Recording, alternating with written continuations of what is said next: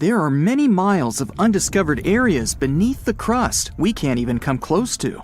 Scientists found what appears to be underground mountains buried inside the mantle. Our planet is divided into 3 layers: the crust, the mantle, and the core. The crust is where 8 billion people, trillions of trees, and millions of animals live and thrive. There are also different types of crust in the land and the ocean.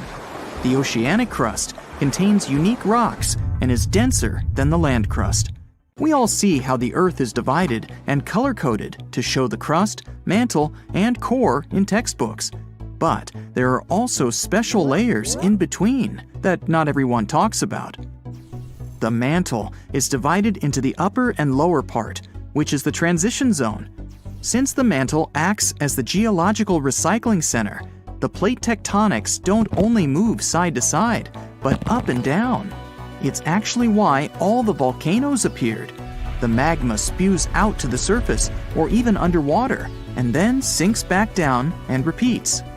The transitions go down 250 miles and then 410 miles. And in this bottom layer, scientists keep discovering the hidden landscapes.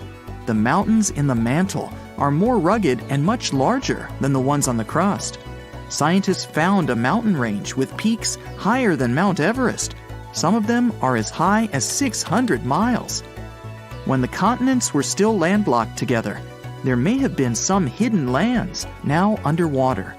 Theories suggest that Iceland used to be part of a larger microcontinent, Icelandia, which connected present-day Iceland with Greenland and Scandinavia. The idea digs even deeper to a greater Icelandia, which includes Britain. But after the split, these bigger lands sunk with everything in it. There are also theories about New Zealand being part of Zealandia, a hidden microcontinent within the same region. So it could be that these mountains used to be part of old Earth that are underground over the billions of years of natural occurrences. But still, it isn't very likely. One theory is that these underground mountain ranges could be leftover slabs of rock that descended from the surface to the transition zone from the moving of the tectonic plates. As they sink, the large pieces break down into smaller ones, and as they compile over the millions of years, they form what appears to be underground mountains. Since the mantle is the geologic recycling zone, it's likely that the rocks down there used to be part of the surface. They weren't large pieces of land that got hidden, just like dogs hide bones in the garden, but it takes way more time to hide mountains. Some parts of the mantle appear to be smooth, while others aren't so much. The parts that have a cluster of rocks could contain hidden elements in the underground mountains. The smoother parts don't have much seismic or volcanic activity, while the rough parts do. The best way to study those underground landscapes is to wait for an earthquake or a volcano eruption to happen. Seismologists can observe the Earth's interior with special scanners, just like doctors use ultrasound to examine a patient. They can even see minor details and not huge chunks of rocks. A strong enough earthquake can send shock waves to the Earth's interior, even through the core and back up to the surface. Depending on where they occur, seismologists can observe and study the intensity of the waves as they move back and forth. On smooth rocks, the waves can travel in a straight line, but once they reach a rough area, the waves tend to scatter. The temperature and composition of the materials can make the waves move faster or slower. But this info isn't exactly accurate and won't contribute a lot to the actual data of the underground mountains. So by analyzing the scattered waves on ships and utilizing the Earth's magnetic field, scientists can figure out everything they need to know. But these studies are only good enough to figure out the interior in today's state, not how the Earth changed over the past 4.5 billion years. However, scientists are certain that mantle material still dates back to the beginning of Earth's original formation. The question, why not just dig a hole to the center of the Earth and see what's going on down there, might seem logical. The deepest hole humans have dug so far is the Kola Deep borehole in the Russian Arctic that goes more than 40,000 feet deep. The locals claim they can actually hear screaming coming from below. It took almost 20 years to drill as far as they went. but it's literally merely scratching the surface of what's underneath. They dug about 1/3 of the crust, which is only 0.2% to the center of the Earth. Getting there is beyond us, just like trying to reach the sun. No human can handle the amount of pressure down there. Going down the Mariana Trench, the Earth's deepest point, requires special gear to withstand all the immense pressure. It'll cost a fortune to build that tech to get us to the center of our planet.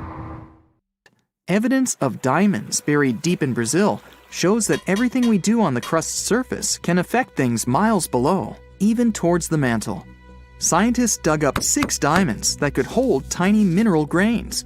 As they're called in the mineral world, these inclusions have a chemistry composition where they originated deep in the Earth. Typical diamonds are formed at depths less than 125 miles in the upper mantle, where it's extremely hot. The high pressure and boiling temperature down crystallizes carbon and creates diamonds. But humans can't dig all the way down there. They mine them by detecting where a deep volcanic eruption happened that expelled these diamonds to the surface. These eruptions occurred millions of years ago, when dinosaurs used to rule the Earth. They shot out the diamonds that were in the mantle and are now embedded within the cooled down volcanic material. That's where people mine them. But these special diamonds found in Brazil originated from a much deeper point than usual, which can further help scientists study the depths of the Earth. They can extract these inclusions and analyze them in a lab to tell where exactly these minerals come from. In the lab, scientists study inclusions, each just 15 to 40 microns wide, less than a quarter width of a human hair. They found out that they contained many types of minerals found in volcanic rock on the surface. The carbon composition of the magma from the surface is much different than the ones deep in the Earth. What's crazy is that these diamonds with special inclusions can only be found 435 miles in the lower mantle. With only a few samples of them found, we don't know what else lies beneath us. It's possible that those mountain ranges underground, taller than Mount Everest, can have traces of diamonds all around, which would prompt excavators to dig them up and saturate the market with them. These diamonds are less flawed than the usual ones and might even come in many sizes. It's possible to see diamonds as large as a car or as small as a grain of rice. There might even be new diamonds with different chemical compositions than the ones we find near the surface. The largest diamond in the world is the Cullinan, which can fit in the palm of your hand.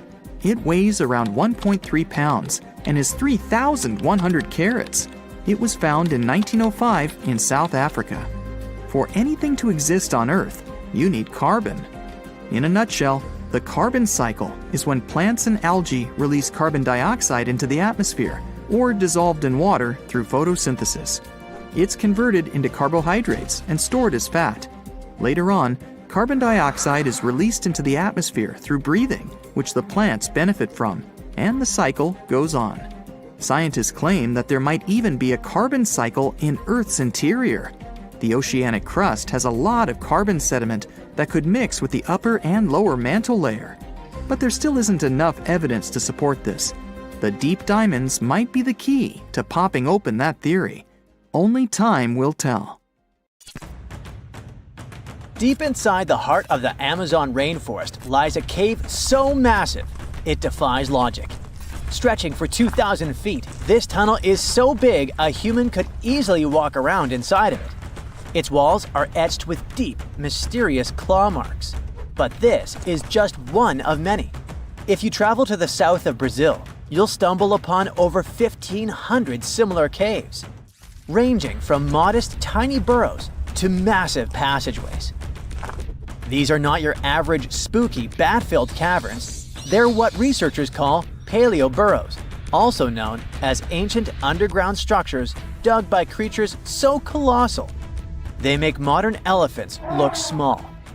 Whatever creature dug those tunnels displaced 800 elephants worth of dirt. I know, it still looks like a normal cave, but experts noticed this one was special because the walls were too neat and rounded, and the floor was too smooth. Besides, no water or erosion leaves such signs of serious digging power. These Brazilian caves are the largest geological records of animal activity on the planet. It's like stumbling into a prehistoric house made by creatures the size of cars. To unlock this mystery, researchers analyzed the scratch marks on the walls and realized they had probably been made by giant ground sloths, a species called valgipes, which could weigh nearly 9,000 pounds and eat your average annual menu in about 3 days. Despite being huge, these animals were not earthbenders.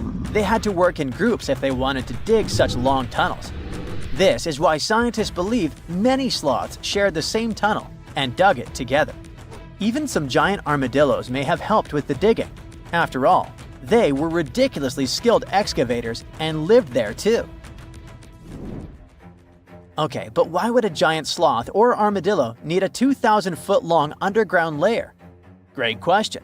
And the truth is, scientists aren't totally sure. It doesn't make sense for them to dig tunnels this massive just to escape predators, especially since the tunnels were big enough for a saber-toothed tiger to crawl in, for example. So, unless they installed prehistoric security systems, this theory has holes. Haha, pun intended. The best bet is probably climate. Back then, everything was drier and colder, and some species of giant sloths were living their best lives back when Earth was transitioning between cold and warmer periods. Their big bodies usually protected these animals from temperature changes, but drastic fluctuations probably made them hide in order to survive. Besides, just like modern sloths, giant sloths probably had a hard time maintaining their body temperature, and going underground for a while is a great way to protect your babies and save some energy. After all, the bigger you are, the more energy you spend. Some scientists believe these tunnels might have had rotating tenants. One sloth moves in, digs a bit, leaves some scratch marks, moves out. And sometime later, another one crashes there and adds its own decor touches. A hostel for ancient megafauna. All evidence points to a more timeshare situation than a prehistoric private property. After all, these creatures weren't exactly social butterflies. Most sloths and armadillos usually keep things strictly one-on-one, just mom and baby. Yeah, dad sloth stuck around only for the good part. But you probably noticed one tiny detail here. These guys are not around anymore. They went extinct 11,000 years ago, right around the time humans started to get popular on Earth, when another ice age was ending. In fact, 80% of all mammals that were heavier than 2 pounds disappeared then.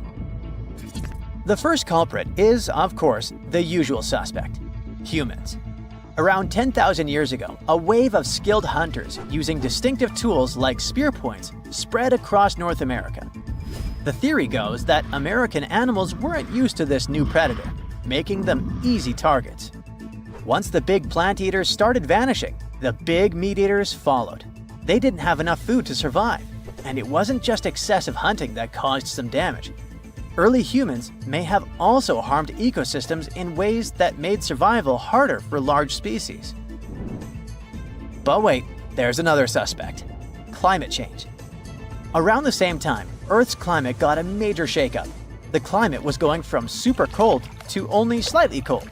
Just so you know, Earth's temperature was about 46 degrees Fahrenheit, making seasons change and plants perish. And if plants are no longer around, big animals that eat them, like our friends giant sloths, have less nutrition, making them even more vulnerable. Many scientists now think that both human impact and climate change played a role, just in different ways depending on the region. In some places, humans may have tipped the balance. In others, nature itself did the job. Either way, it was a perfect storm that ended the age of giants. Turns out, being huge isn't always a plus.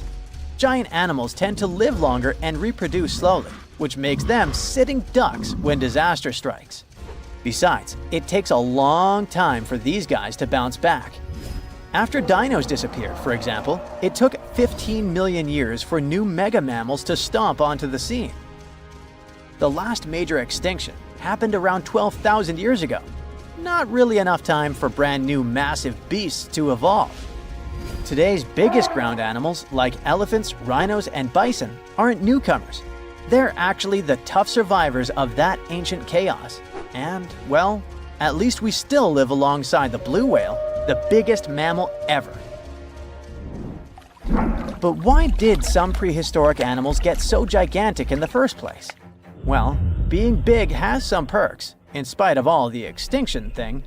It keeps you safe from predators and helps you win the fight for food. If plant eaters bulked up, predators had to level up too, just to keep up. And the environment plays a big role.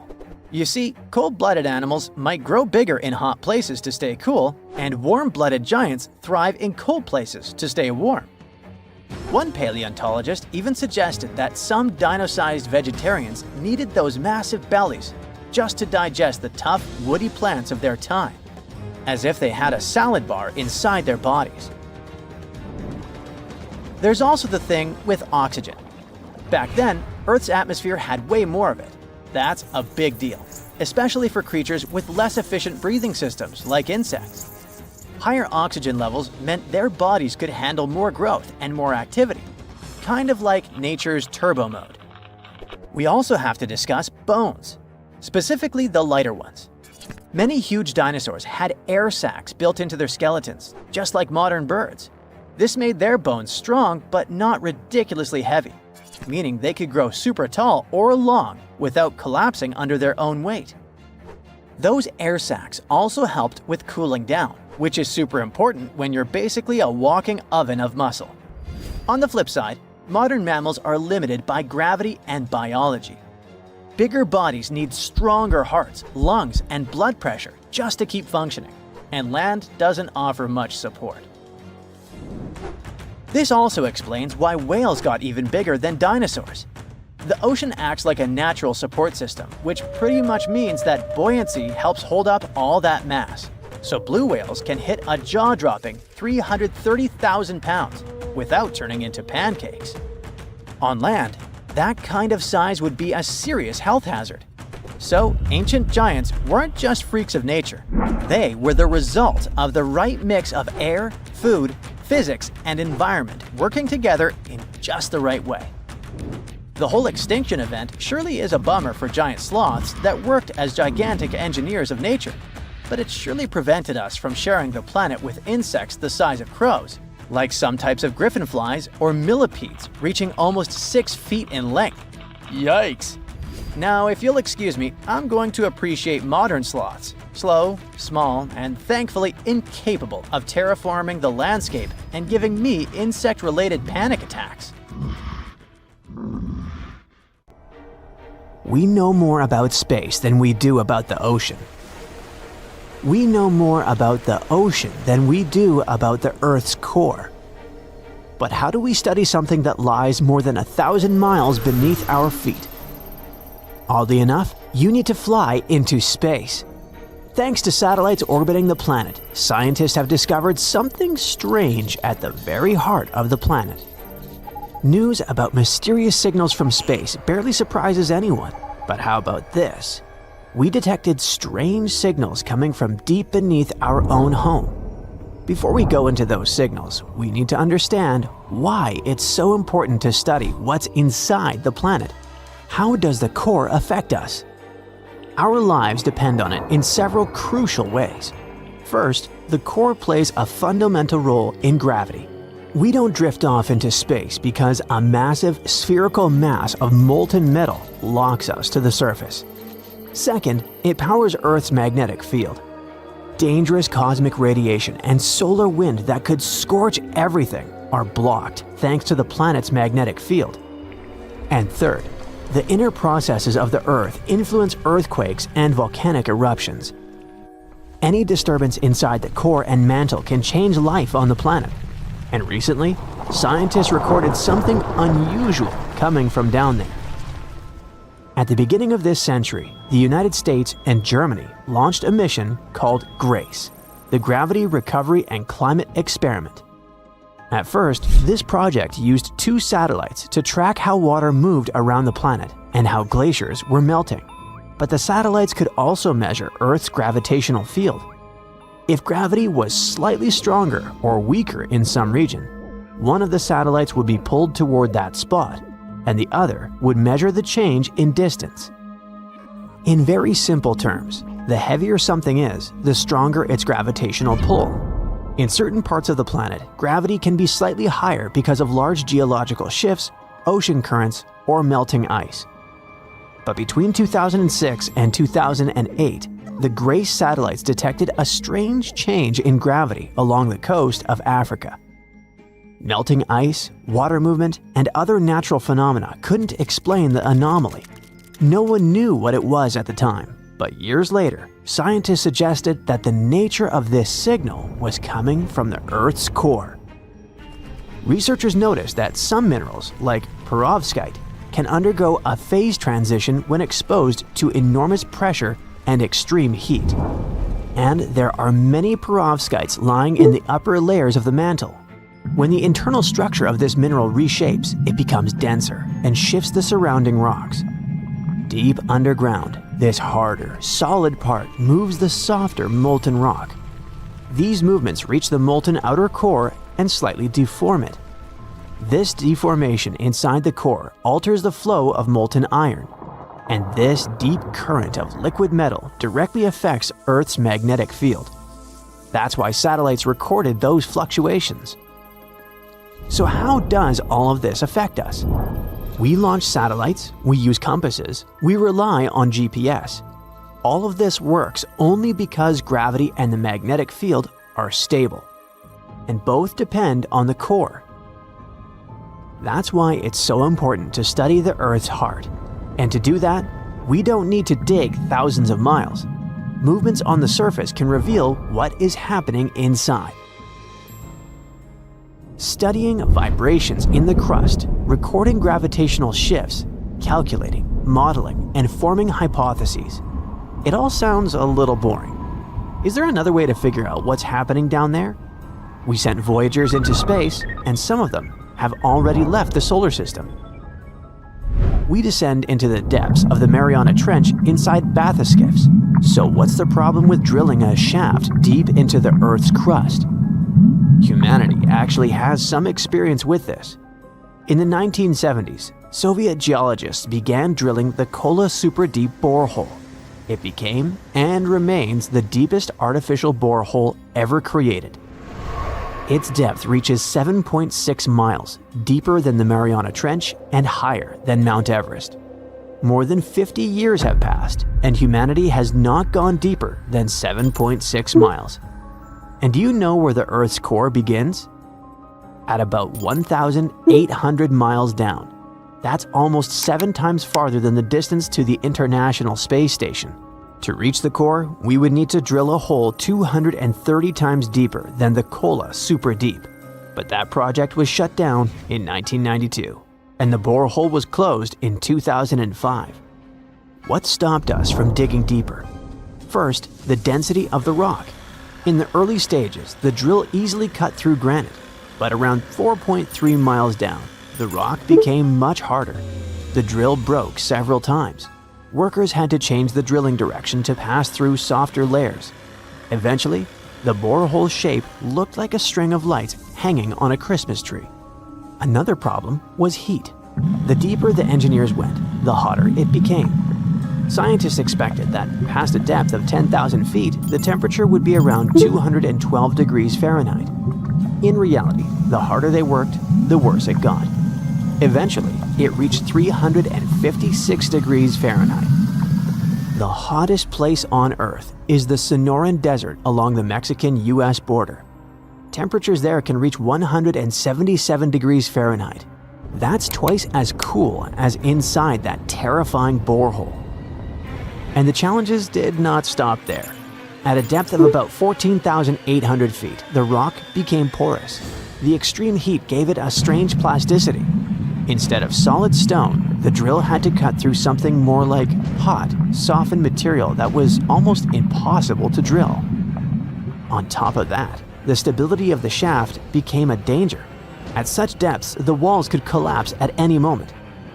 To drill deeper, humanity would need completely new technology, a drill capable of working at 500 degrees Fahrenheit. That is the temperature scientists expect in the upper mantle, located just beneath the crust. And to reach it, we would need to drill 25 miles down, almost 3 times deeper than the Kola Super Deep. There are many rumors about what the engineers supposedly discovered in that hole. The most popular claim is that they heard the screams of thousands of people who were stuck in the fiery underworld. Other fake stories claim that the workers went insane after seeing something horrific at the bottom, and that's why the project was stopped. But if we ignore these myths, what did scientists actually find? They learned that the existing temperature model of Earth's interior was wrong. It was far hotter down there than expected. Geologists thought they would find the so-called Conrad discontinuity, a transition from granite to basalt. They found no such boundary. The real discovery was a liquid at incredible depths. Scientists found cracks filled with briny water. This changed our understanding of the crust. People used to believe it was completely solid, but now it appears full of fractures and channels through which water can move. Where did it come from? Geologists think the fluid was squeezed out of the rocks by enormous pressure, as water is wrung out of a sponge. But the most astonishing discovery was life. At about 4.5 miles down, engineers found ancient fossils of single-celled marine organisms. They were nearly 2 billion years old, and they had survived at such extreme heat and pressure. Let's imagine that one day we actually reach the mantle. What would that give us? What would we expect to see? We would finally understand how Earth formed billions of years ago, how the core, mantle, and crust developed, and how plate tectonics works. We'd know how the plates push and pull against each other. We'd gain a deeper understanding of earthquakes. Researchers also hope to find extremophiles. These are primitive organisms that can withstand extreme heat and pressure. If we discover life near the mantle or even within it, scientists will study it closely and try to understand how it manages to survive under such brutal conditions. If we learn what keeps life alive in the most hostile environment beneath our feet, we might learn how to protect life in other extreme places.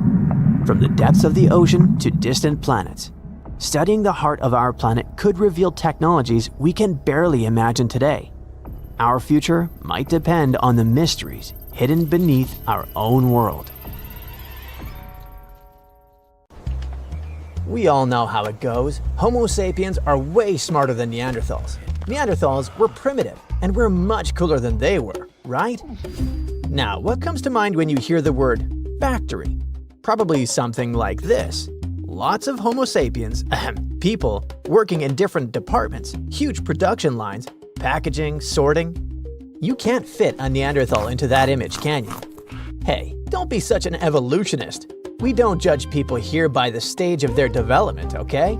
And by the way, Neanderthals had their own impressive factories. No conveyors or industrial robots, but pretty advanced for their time. The production line I'm talking about was located in a place we now call Germany.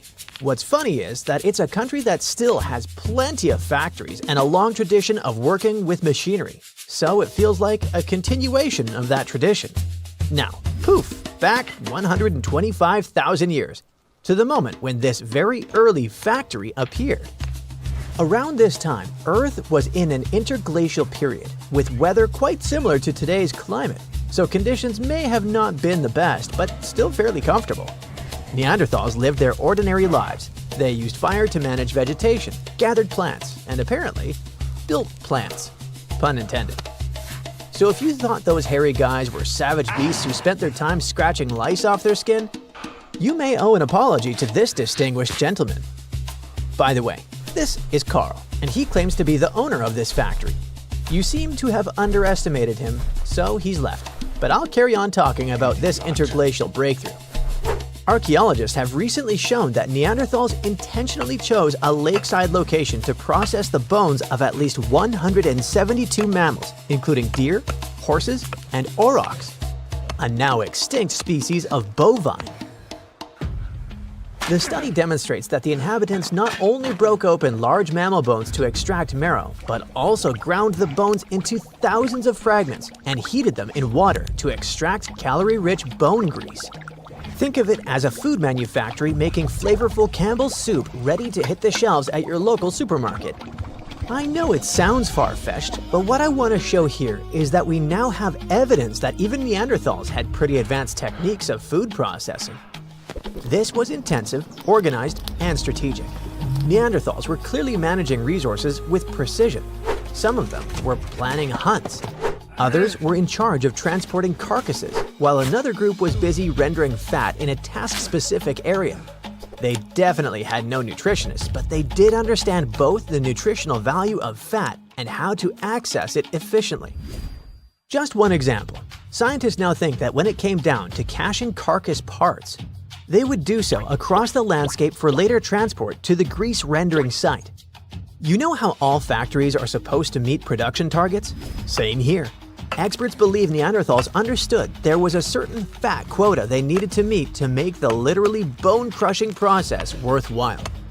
Now, you may say, well, it's just one example. It doesn't mean that Neanderthals were that advanced.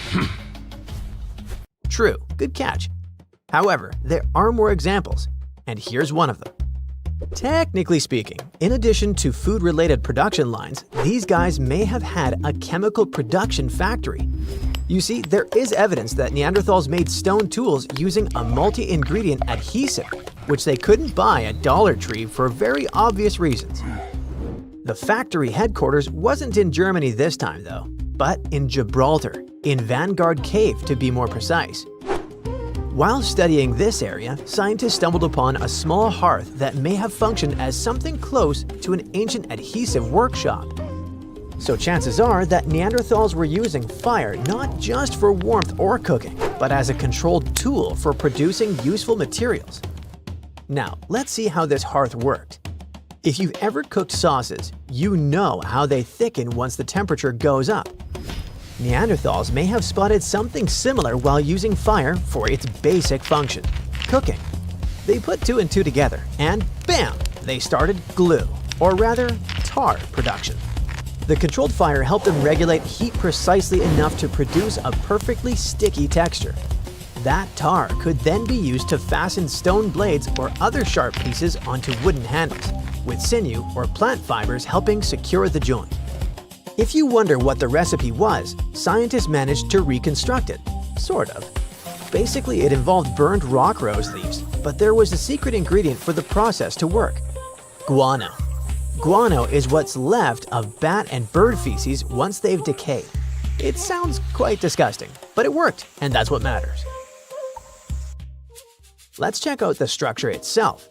It's quite small. A round pit roughly 9 inches across and about 3.5 inches deep. Its walls are sharply cut, and 2 narrow trenches extend outward to the north and south.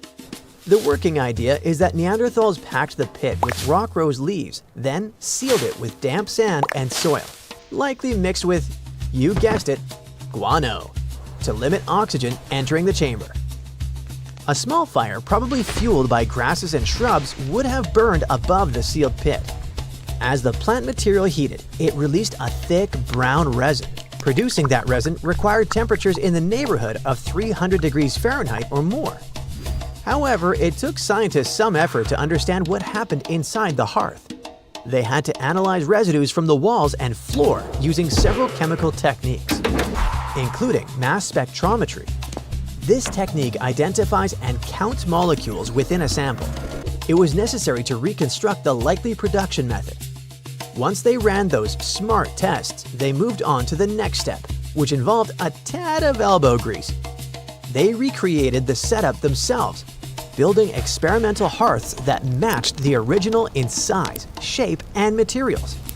In 4 test runs, the recreated hearths successfully produced resin, which supported the proposed explanation. Alright, it feels like those prehistoric production lines prove that Neanderthals were much cooler than we thought. A typical idea is that Neanderthals were just wandering hunters, but they probably were not. And it's not only about their production setups. There may be evidence suggesting they organized coordinated hunts that lured wild horses into traps roughly 200,000 years ago. We go back to Germany once again. At the archaeological site of Schöningen, researchers uncovered wooden spears, double-pointed sticks, stone tools, and the butchered remains of more than 50 horses of different ages. After a couple of tests, scientists realized these finds are about 100,000 years younger than earlier estimates. The material was excavated in the 1990s from sediments along what used to be a lakeshore. With the updated dating, scientists think the site reflects a period when Neanderthals were already living across Europe. Zoo archaeologists argue that these hunters could understand horse behavior well enough to organize group hunts, steering entire horse families toward carefully chosen ambush points. Yikes!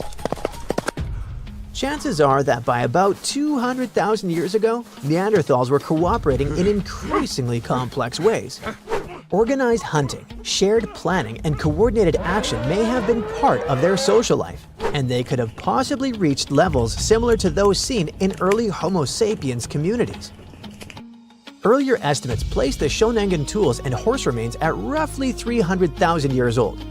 There were no labels, of course, so scientists had to turn to pollen preserved in the sediment layers, which they used to match local vegetation changes with known global climate cycles.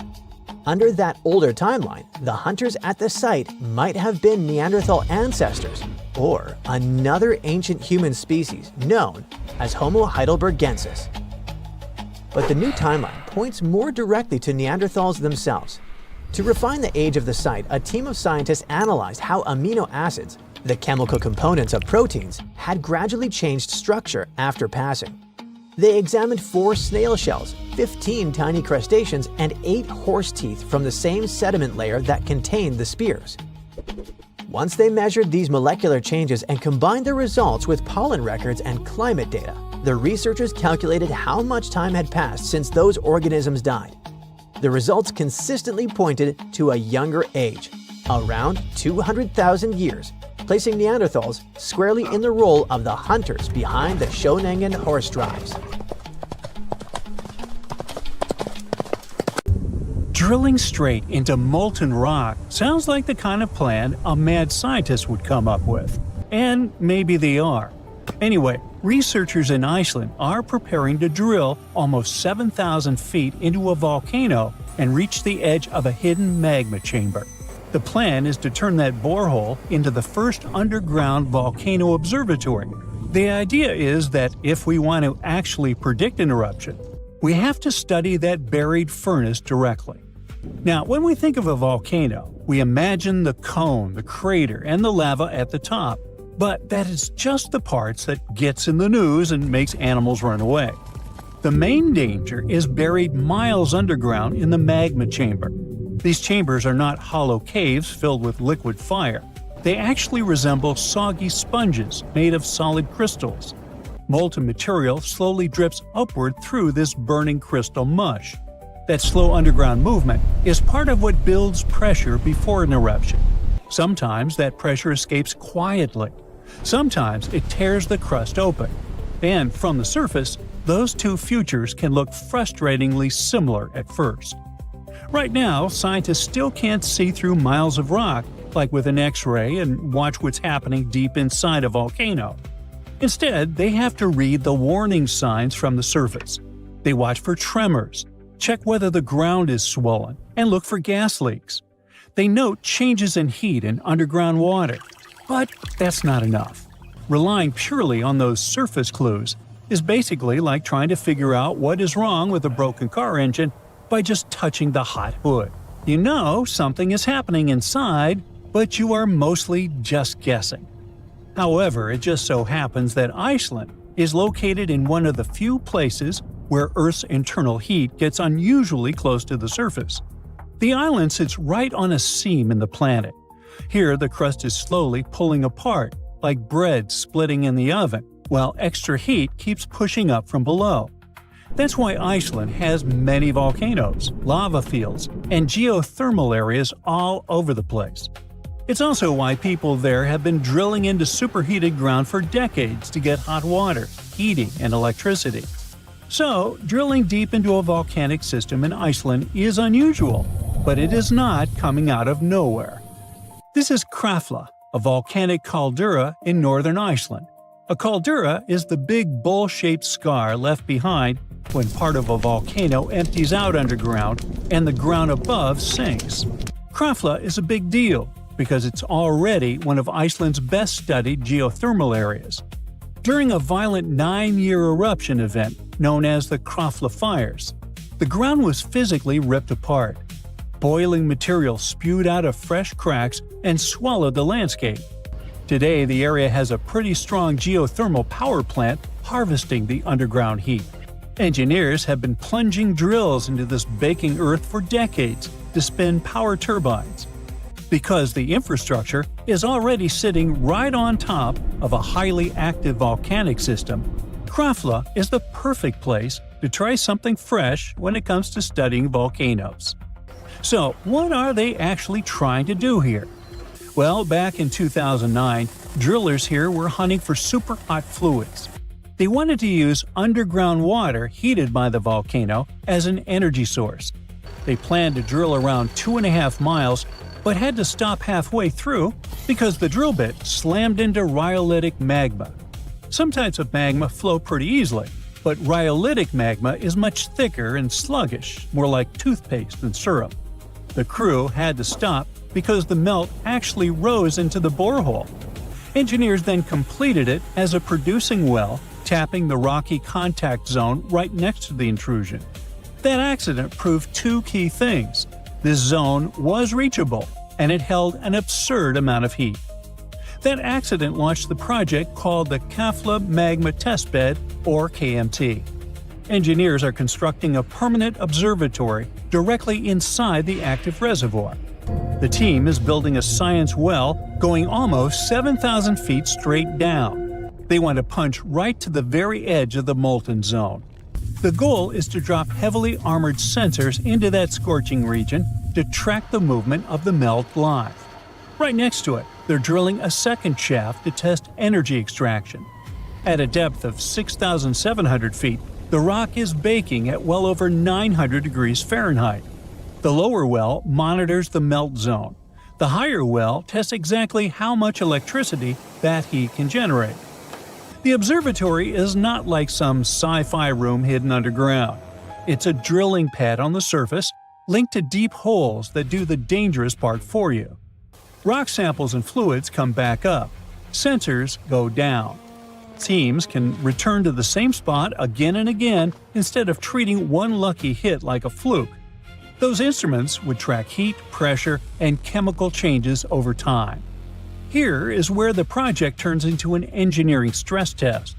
Sending normal electronics down there is useless. The heat is high enough to melt aluminum, so engineers need special ceramics, heat-resistant alloys, and heavily protected sensors just to keep the equipment alive. But heat is only half the battle. Deep volcanic fluids are loaded with highly corrosive acids. Those toxic liquids will literally dissolve standard steel pipes in a matter of hours.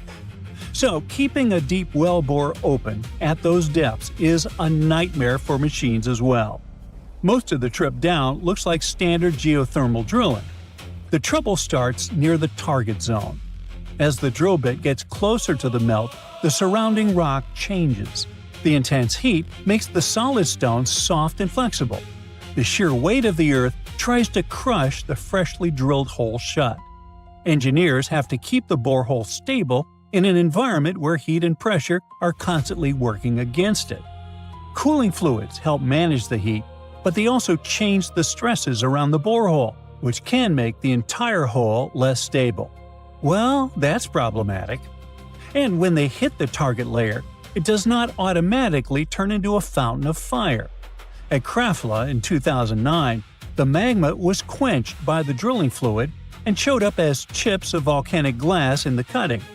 So the first contact looked less like an explosion and more like the borehole flash cooling the melt. Early estimates suggest wells this close to magma could produce about 10 times more power than regular geothermal wells. Researchers want to sample the boundary zone and see whether heat this close to the melt can drive a much stronger kind of geothermal system. When Krafla is fighting the heat from above, other teams are tackling volcanoes that are totally submerged underwater. Axial Seamount is a large active volcano sitting 300 miles off the Oregon coast.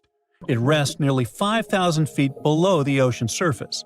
Scientists have essentially wrapped this entire underwater mountain in a high-tech net of fiber optic cables. They even have live high-definition cameras staring directly at a 14-foot-tall boiling hydrothermal vent nicknamed the Mushroom. Anyone on the internet can watch live footage of this chimney spewing 500-degree Fahrenheit water while covered in bizarre tube worms. Yeah, I could watch that. The mountain is currently inflating as molten material pushes upward. The entire seafloor network is rigged to broadcast the next major eruption, the exact second the crust finally rips open. Scientists even thought Axial might erupt in 2025. Then the volcano slowed down, throwing everything off schedule. Now the eruption is set for this year. One volcano is wired up on the seafloor. Another may soon be watched through a drill hole. The real takeaway is that scientists are tired of guessing. They want to get closer to the source, improve eruption warnings, and maybe even use some of that buried heat for power. If Krafla works, the payoff could be huge. Stronger geothermal wells, better deep-sea volcano data, and new drilling tech built for places that normally destroy equipment. Deep in Petra's Red Cliffs, archaeologists found a hidden tomb. Inside, there were 12 skeletons. They remained untouched for over 2,000 years, and that's a really weird thing. Most tombs in Petra have been looted, so what makes this find stand out? Let's figure it out. This is the ancient city of Petra. Its huge sandstone cliffs are hard to forget. No wonder it's one of the new 7 wonders of the world. The buildings here are carved straight into the rock, and it already makes the place look unreal. But Petra has also been a star in the archaeology world for a long time. Once, Petra appeared in the movie Indiana Jones and the Last Crusade. Some scenes were filmed right in front of the famous building called Al-Khazneh, or the Treasury. But recently, something even more exciting happened there in real life. A TV team from the show Expedition Unknown came to Petra to film a new investigation. And while they were there, archaeologists made a huge discovery. They found 12 human skeletons and several ancient objects. All of them were buried under the ground in front of the treasury, hidden there for about 2,000 years. Archaeologists didn't start digging right away. First, they used a special tool called ground-penetrating radar, something like an X-ray for the ground.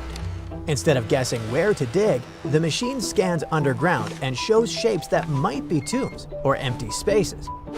Anyway, when the team looked at the radar data, something interesting showed up. The patterns looked very similar to places in Petra where tombs had already been found before. That was a big clue that something might be hiding underground. After seeing the results, the authorities of Jordan gave permission for the excavation. That's when the team finally started digging under the famous site. And that's how they uncovered the skeletons and ancient artifacts. Interestingly, many tombs in Petra have been found completely empty, because over the centuries, anything valuable was taken by looters, or simply disappeared with time. But this tomb was very different. Inside, the team discovered 12 human skeletons and a few ancient objects. Some of the bones even had mold on them. That happened because Petra is carved into sandstone cliffs. Sandstone is quite porous, which means it can soak up water like a giant sponge. The area sometimes floods, and moisture likely slowly made its way into the tomb. Along with the skeletons, the archaeologists found stuff made of bronze, iron, and ceramic. One object stood out, a ceramic chalice resting in the arms of one of the buried people. It was almost as if the person had been holding it when they were laid to rest. Mysteriously, the cup looked a lot like the Holy Grail from the Indiana Jones movie. The famous building above the tomb, the Al-Khazneh, stands near the main entrance to the city. It's believed to be at least 2,000 years old. This huge structure is carved directly into the sandstone cliffs. Today, it's one of the most recognizable landmarks in the world. But even though the treasury is so famous, archaeologists still don't fully understand its history. One reason is that many of the nearby tombs didn't contain many artifacts. And without things to study, it becomes much harder to figure out exactly when the building was made or how it was used. That's why the team was so excited. The discovery could help them learn more about the ancient people who lived in Petra and built the city. The location of the tomb might already be an important clue. You see, being buried right in front of the treasury was probably a huge honor. The human remains themselves could also tell an interesting story. The skeletons were still lying in their original positions without being moved around or disturbed by looters. That's why scientists can study them much more carefully to learn things like how old these people were, how they lived, or if they were healthy. We could also learn more about the place those people called home, the ancient city of Petra. It was built more than 2,000 years ago by the Nabateans. Starting around the 4th century BCE, this desert city became the center of their kingdom and an important stop for trade across the Middle East. The location helped a lot. Petra sits in a valley surrounded by mountains, and the main entrance is a long, narrow canyon called the Al-Sik.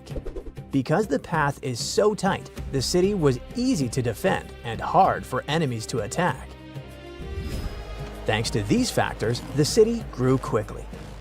At its peak, around 30,000 people may have lived there, but the city sits in a dry desert canyon. Natural water is kinda limited there. So how did so many people live in Petra? The answer is clever engineering. The Nabateans built a water system that was incredibly advanced for its time. They didn't rely on one water source. It was a whole network carved directly into the rock. They cut channels, pipes, and storage tanks into the cliffs. This helped them guide water from nearby springs into the city. It was like an ancient plumbing system built entirely out of stone. Even better, the water didn't just flow straight into the city. First, it passed through special settling basins where dirt and sand could sink to the bottom. After that, the water was stored in large reservoirs surrounded by thick stone walls, which helped keep the water cooler in the desert heat. Flash floods were also a big danger in the canyon. When heavy rain fell in the surrounding mountains, water often rushed down the narrow valleys. To deal with that, the Nabateans built dams and channels that redirected the floodwater into storage reservoirs. Another intriguing thing about Petra is the location of its main buildings. In 2013, researchers found that several important monuments lined up with the sun during key moments of the year, like the solstices and equinoxes. Scientists now believe that the buildings may have worked like giant calendars, helping people track the seasons in a desert landscape. Natural signs of time can be hard to notice there. Another Petra mystery is 3 massive stone blocks, the Jinn blocks. They go back to around the 2nd century BCE and are some of the first big tombs built in Petra. 2 of them have burial chambers inside, and the 3rd one even has a grave on top, like a little rooftop coffin. No one really knows exactly why they were built. Most experts say they were tombs, but some think they may have been carved to honor deities or used in rituals. But however great Petra was, things started to change in 106 CE. That's when the powerful Roman Empire took control of the city and made it part of their territory. Trade didn't completely stop, but the city slowly lost some of its importance. Later, a large earthquake in 551 CE caused serious damage to the area. It could have been the final blow for a city that was already in decline. Over time, Petra was eventually abandoned and became known as the Lost City. But there's another nickname people used much more often, the Rose City. The name comes from the color of the cliffs around Petra. The sandstone rocks have a reddish-pink color, especially when the sun is low in the sky. What tourists see today is just a tiny slice of Petra. Some estimates say archaeologists have only dug up about 15% of the city. Visitors go through the narrow Sik, gape at the 130-foot-high treasury, walk along tomb-lined streets, and climb over 800 steps to reach the monastery, Al-Dir. But that's like seeing the tip of an iceberg. The rest is still buried. Petra keeps surprising us. In 2016, researchers used satellite images to spot a huge, previously unknown monument. The platform is massive, about 184 by 161 feet, and has columns along one side. Pottery fragments suggest it's over 2,150 years old. So basically, even after centuries of exploration, Petra is still full of secrets. They're just waiting to be uncovered. 40,000 years ago, someone scratched a few tiny lines and dots onto a piece of bone, and that little mark might be the oldest hard drive humanity ever created. Scientists now believe those Ice Age people weren't just doodling, but recording real information, structured, organized, repeatable data. And this discovery completely shifts the timeline of human intelligence. For decades, archaeologists kept finding strange symbols carved into Stone Age tools and sculptures. Those were simple shapes like crosses, dots, short lines, and tiny notches cut into bone or ivory. Explorers kept finding them in caves across Europe, including Germany, France, and Spain. They showed up on carved animal figurines, tools, and ornaments. Archaeologists dated them to be about 34,000 to 45,000 years old. That means people created these symbols during the Ice Age, when glaciers covered huge chunks of the planet, and mammoths still wandered the plains. For a long time, researchers believed these signs meant nothing in particular, maybe decorations, maybe tribal art. But a new computational study led by a linguist and an archaeologist showed it was more about data than decoration. The team analyzed more than 3,000 individual symbols carved into around 260 artifacts. They studied every mark and fed them into statistical models, the same type of mathematics researchers use to study language patterns or train artificial intelligence. The goal wasn't to translate the signs yet. Nobody knows exactly what they mean. Instead, the scientists looked at something called information density, which means how much meaningful data you can store in a sequence of symbols. When the researchers ran the numbers, they saw that the symbol sequences had almost the same information density as proto-cuneiform. That's the earliest writing system known from ancient Mesopotamia around 3000 BCE. It was roughly 40,000 years later. So, some signs in these Ice Age carvings repeat again and again in predictable ways: cross, cross, cross, line, line, dot. That repetition resembles early data encoding, where patterns repeat because they store structured information. The researchers also analyzed the entropy of the coded messages. Entropy measures how unpredictable a sequence is. High entropy means lots of possible combinations, like a complex password. Low entropy means predictable repetition, and it looks like the Ice Age symbol systems have entropy levels very close to early proto-cuneiform tablets. That means the amount of information those carvings could store roughly matches the earliest writing records from the first cities. It proves that humans didn't just suddenly invent writing out of nowhere 5,000 years ago. Instead, humans spent tens of thousands of years experimenting with symbolic encoding systems and gradually increased their complexity until true writing was finally invented.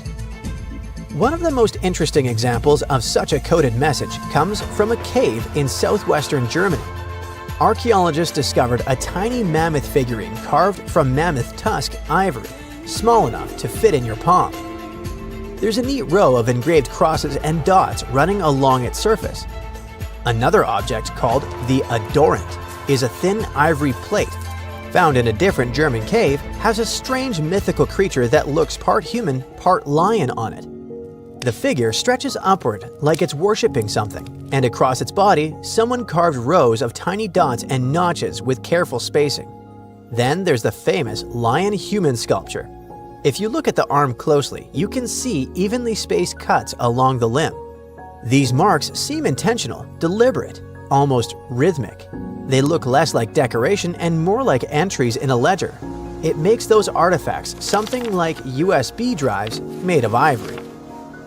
And because these ancient USB drives appear in different regions of Germany and in other parts of Europe, it could mean that Ice Age humans may have shared such symbolic messages across huge distances.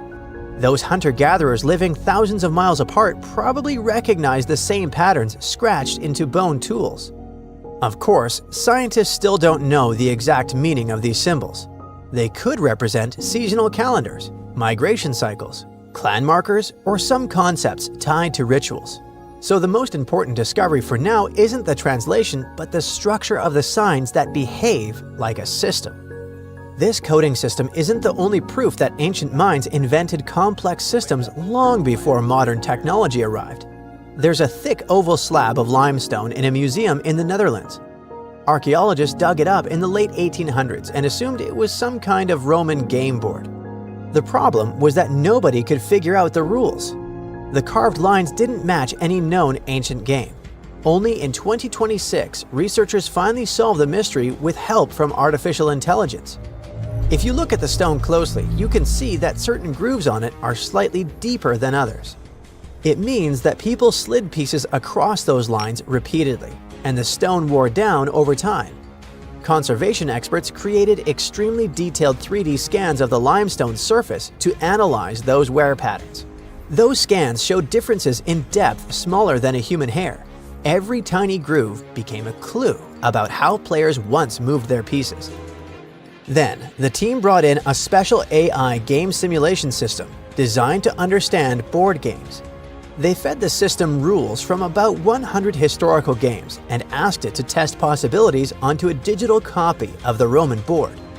The AI played thousands of simulated matches against itself and tried different rule combinations each time. For every rule set, it tracked where the pieces moved and compared those paths to the wear patterns on the real stone. It repeated this process around 1,000 times per rule set until finally certain patterns started lining up perfectly. The system narrowed all the possibilities to a small group of related blocking games. In this type of strategy game, two players move pieces along fixed paths, trying to trap the opponent's pieces in corners or dead ends. If you've ever played tic-tac-toe or checkers, you already understand the basic idea. To control space, predict the opponent's next move, and close the trap. The simulations showed that the Romans most likely played this game with small tokens made of glass, bone, or pottery sliding along those carved grooves. And that discovery matters more than you might think. Historians used to believe blocking games appeared in early medieval Europe, centuries after the Roman Empire collapsed. But this limestone board showed them that such games existed nearly 1,000 years earlier. So, Roman players had strategy games that helped them develop forward planning, recognizing patterns, and thinking of different combinations and possibilities. Now let's travel even further back in time, long before Roman cities and writing of any kind. Our destination, Olduvai Gorge in northern Tanzania, one of the oldest important archaeological sites on Earth. In 2025, researchers studying the area found something unexpected in ancient sediments. It was a set of tools made from the limb bones of elephants and hippos. And these tools date back about 1.5 million years. Scientists found 27 bone tools, some nearly 15 inches long, shaped into sharp blades. Early humans most likely used them on animal carcasses or to process tough materials. At first glance, they seem simple, but it actually looks like the toolmakers shaped these bones using knapping, the same process used to chip stone tools. Knapping means striking a material carefully so that small flakes break away, gradually forming a sharp edge. Bone behaves very differently from stone. It contains collagen, which makes it slightly flexible and elastic. Hit the bone too hard and it shatters unpredictably. Hit it too softly and nothing happens. That means whoever made these tools understood how the material worked. They adapted their technique to shape bone without destroying it. Archaeologists believe Homo erectus, an early human species with body proportions similar to ours, created these implements. It also looks like the toolmakers preferred thick limb bones, which are the strongest parts of animal skeleton. To make that choice, you need to understand anatomy and material strength. Engineers today still use that same logic when choosing materials for machines. When we put all these discoveries together, we see that our ancestors designed systems, invented technologies, stored information, and played complex games long before modern civilization appeared. So we didn't just suddenly become intelligent. We've been building knowledge for tens of thousands of years. Now, thousands of years ago, the Sahara Desert was a green valley with rivers, lakes, flowers, various animals, and people who had different DNA. They weren't visitors from another planet or some unknown separate species. In fact, they were quite normal. But their genetic code changed scientists' understanding of how human civilization developed. It sounds a little confusing, but let's start at the beginning. Among the endless dunes of the Sahara, there is a small rock shelter where wanderers can hide from the scorching sun. This place is called Takakori. Recently, it became famous because scientists found 2 mummies there who lived about 7,000 years ago. At that time, in China, people were learning to domesticate pigs. In Egypt, paintings with geometric patterns appeared. Almost everywhere in the world, people were developing agriculture. But what was happening in the Sahara? Scientists analyzed fragments of DNA from the mummies, along with other artifacts found in the cave. They discovered that the bodies belonged to female pastoralists.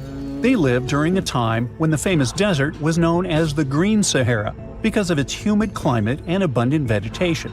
Those mummies belonged to a group of people of unknown origin. Their DNA did not contain the genes typically found in populations that lived in that region. In fact, their genome did not resemble any other known genetic lineage. Surely, there must have been relatives of these people living in other regions. A similar genetic code was found in the remains of hunter-gatherers in the Tafaralt cave, located in Morocco. The DNA of the people from these 2 caves was equally distant from the DNA of people who lived in the southern part of the Sahara. Since their DNA was not similar to other genomes in the region, this tribe must have lived quite separately. They probably did not accept strangers and did not move from place to place. They simply didn't need to, since the Green Sahara had everything necessary for life: a good climate, water, and food. These Takakori people lived within their own community as if they were separate from everyone else. But then, how did they learn about animal husbandry? Today, breeding bulls, goats, and other animals seems completely natural, but in the distant past, it was a real breakthrough. Farming and cattle breeding technologies developed around the world during mass migrations. Imagine a small indigenous group living in the Green Sahara. Suddenly, thousands of outsiders who know agricultural techniques arrive from other regions. They take over the land, drive some locals away, allow others to stay, impose their own rules, and begin cultivating the soil. Their settlement grows, and then they migrate to another area where they spread their technologies again. That's how progress developed in the past, at least that is what scientists thought. Of course, during these migrations, different people mixed with each other, which introduced great diversity into the genetic code. But in the case of the Takakori tribe, there was no diversity. They were not attacked, and large-scale migrations did not affect them in any way. So the question arises, how did they know about cattle breeding? This is what surprised researchers. We were convinced that agriculture spread exclusively because of large-scale migrations. The discovered mummies showed scientists that people simply exchanged knowledge and culture. Perhaps a traveler came to the Takakori settlement, showed them how to breed animals, and left. No genetic mixing occurred, which is why they retained a distinct and separate genetic code. It's also possible that someone from Takakori traveled elsewhere and returned with new knowledge about herding. No one conquered anyone. No one imposed their knowledge or rules. In other words, they did what modern people do. They shared experience and knowledge. This small detail in the genome of the 2 mummies shows that the ancient world may not have been as cruel and harsh as we once imagined.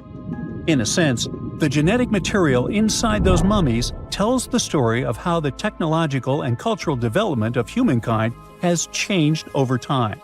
But there's also the reverse situation, when the development and progress of human civilization shape our genome. What? It sounds strange.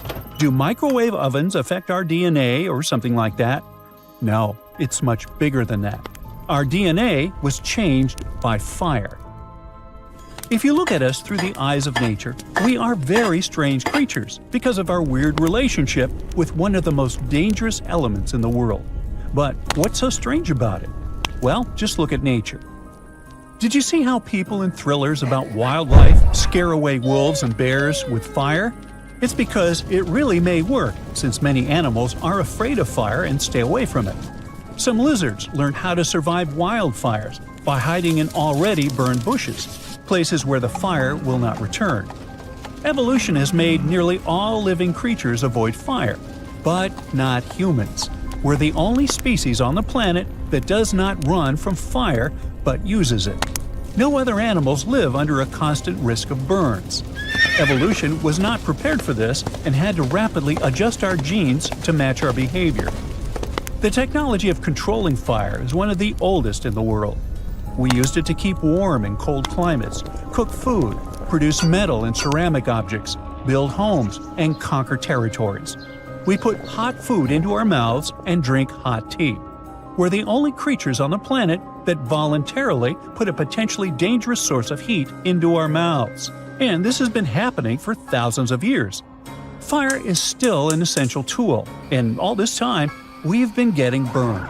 No other species on Earth experiences anything close to the number of fire-related damages that humans do. And it's not just about our past. Even today, we interact with burning gas stoves, red-hot car radiators, and boiling water in kettles and saucepans. What about risky equipment in factories? The danger has not disappeared. Surely every person has had a small accident with something extremely hot. I know I have. As a result, through evolution, we developed a unique genome unlike that of any other living being. When we touch something hot and our body begins to heal the damaged part, it feels like a natural ability. But this healing depends on specific genetic mechanisms. Without them, even a small accident could cause serious problems.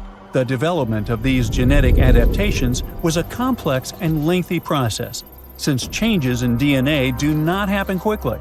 While humanity was adapting to fire, intense natural selection was taking place. Some scientists even suggest that we are descendants of those who recovered from burns more quickly than others. Of course, mammals also have adaptations related to fire. Scientists studying primate DNA discovered a set of 94 genes that activate in response to burns. So, what makes us different?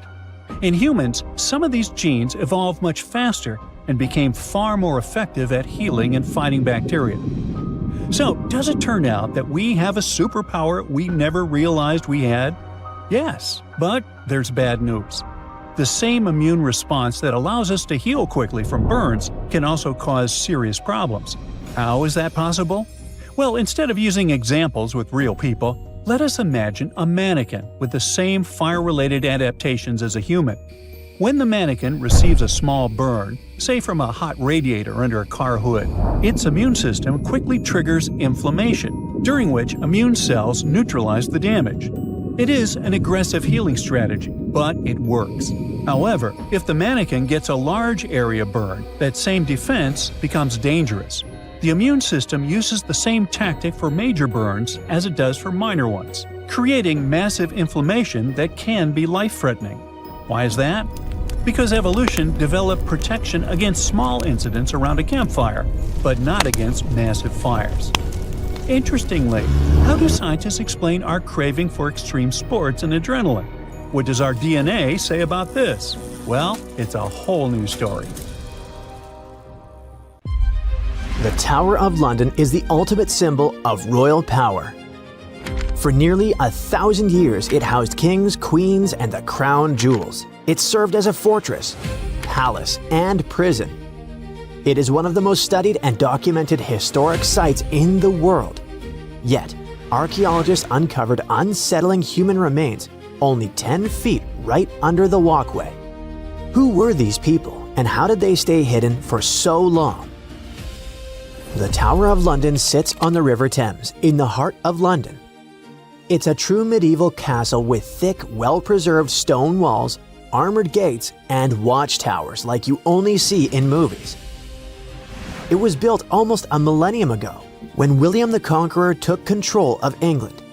He needed a fortress to lock the city down and send the message, "The new king is here, so better behave." The entire castle complex covers 18 acres, which is about the exact size of the White House grounds. it still keeps and displays the crown jewels under guard. The citadel was also a high-security prison for centuries, holding high-profile prisoners locked away.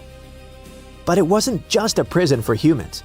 For centuries, the tower was a royal zoo filled with lions, elephants, and leopards. The King of Norway even sent a polar bear, which was allowed to swim in the Thames on a long leash to catch fish. One of the biggest attractions is the White Tower, a massive stone keep. Rising about 90 feet, it had been the tallest building in all of London for hundreds of years. Kings famously whitewashed the stones to make them gleam. It stood out like a blinding beacon above the dark, muddy city. Another must-see spot is the Chapel of St. Peter ad Vincula, the tower's historic church. It served as the final resting place for famous prisoners and nobles alike. It was just outside of this very chapel that archaeologists made a chilling discovery. The mystery started in 2019 when a routine check uncovered 2 burials. When archaeologists returned to dig some more in 2025, the situation grew from unexpected to, hey, what is going on here?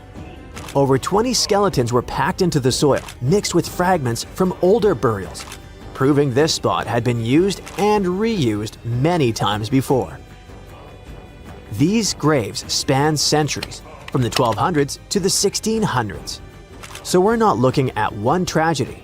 It seems to be a place that kept getting used again and again throughout medieval London. One situation feels like it's from a horror movie. A cluster of at least 6 people from the 1300s that looks unusually messy compared to the others. The timing lines up with the era of the Black Death in London, so this group could be plague-related. But researchers are careful with conclusions for now. On the other hand, some graves look the opposite of rushed. They look expensive. Several people were buried in coffins. In one case, the wood had rotted away completely, leaving behind a perfect shadow of a coffin stamped into the clay. The report says this coffin shadow likely held a juvenile buried in the 1200s. Then there's the chapel itself that might give us some clues. The current building is basically the newest version on this same spot. It's possible that there were 3 or 4 earlier chapels here, and the dig even exposed lost walls and an old floor surface deep down. But what else can we learn about these people? Here's where science can help.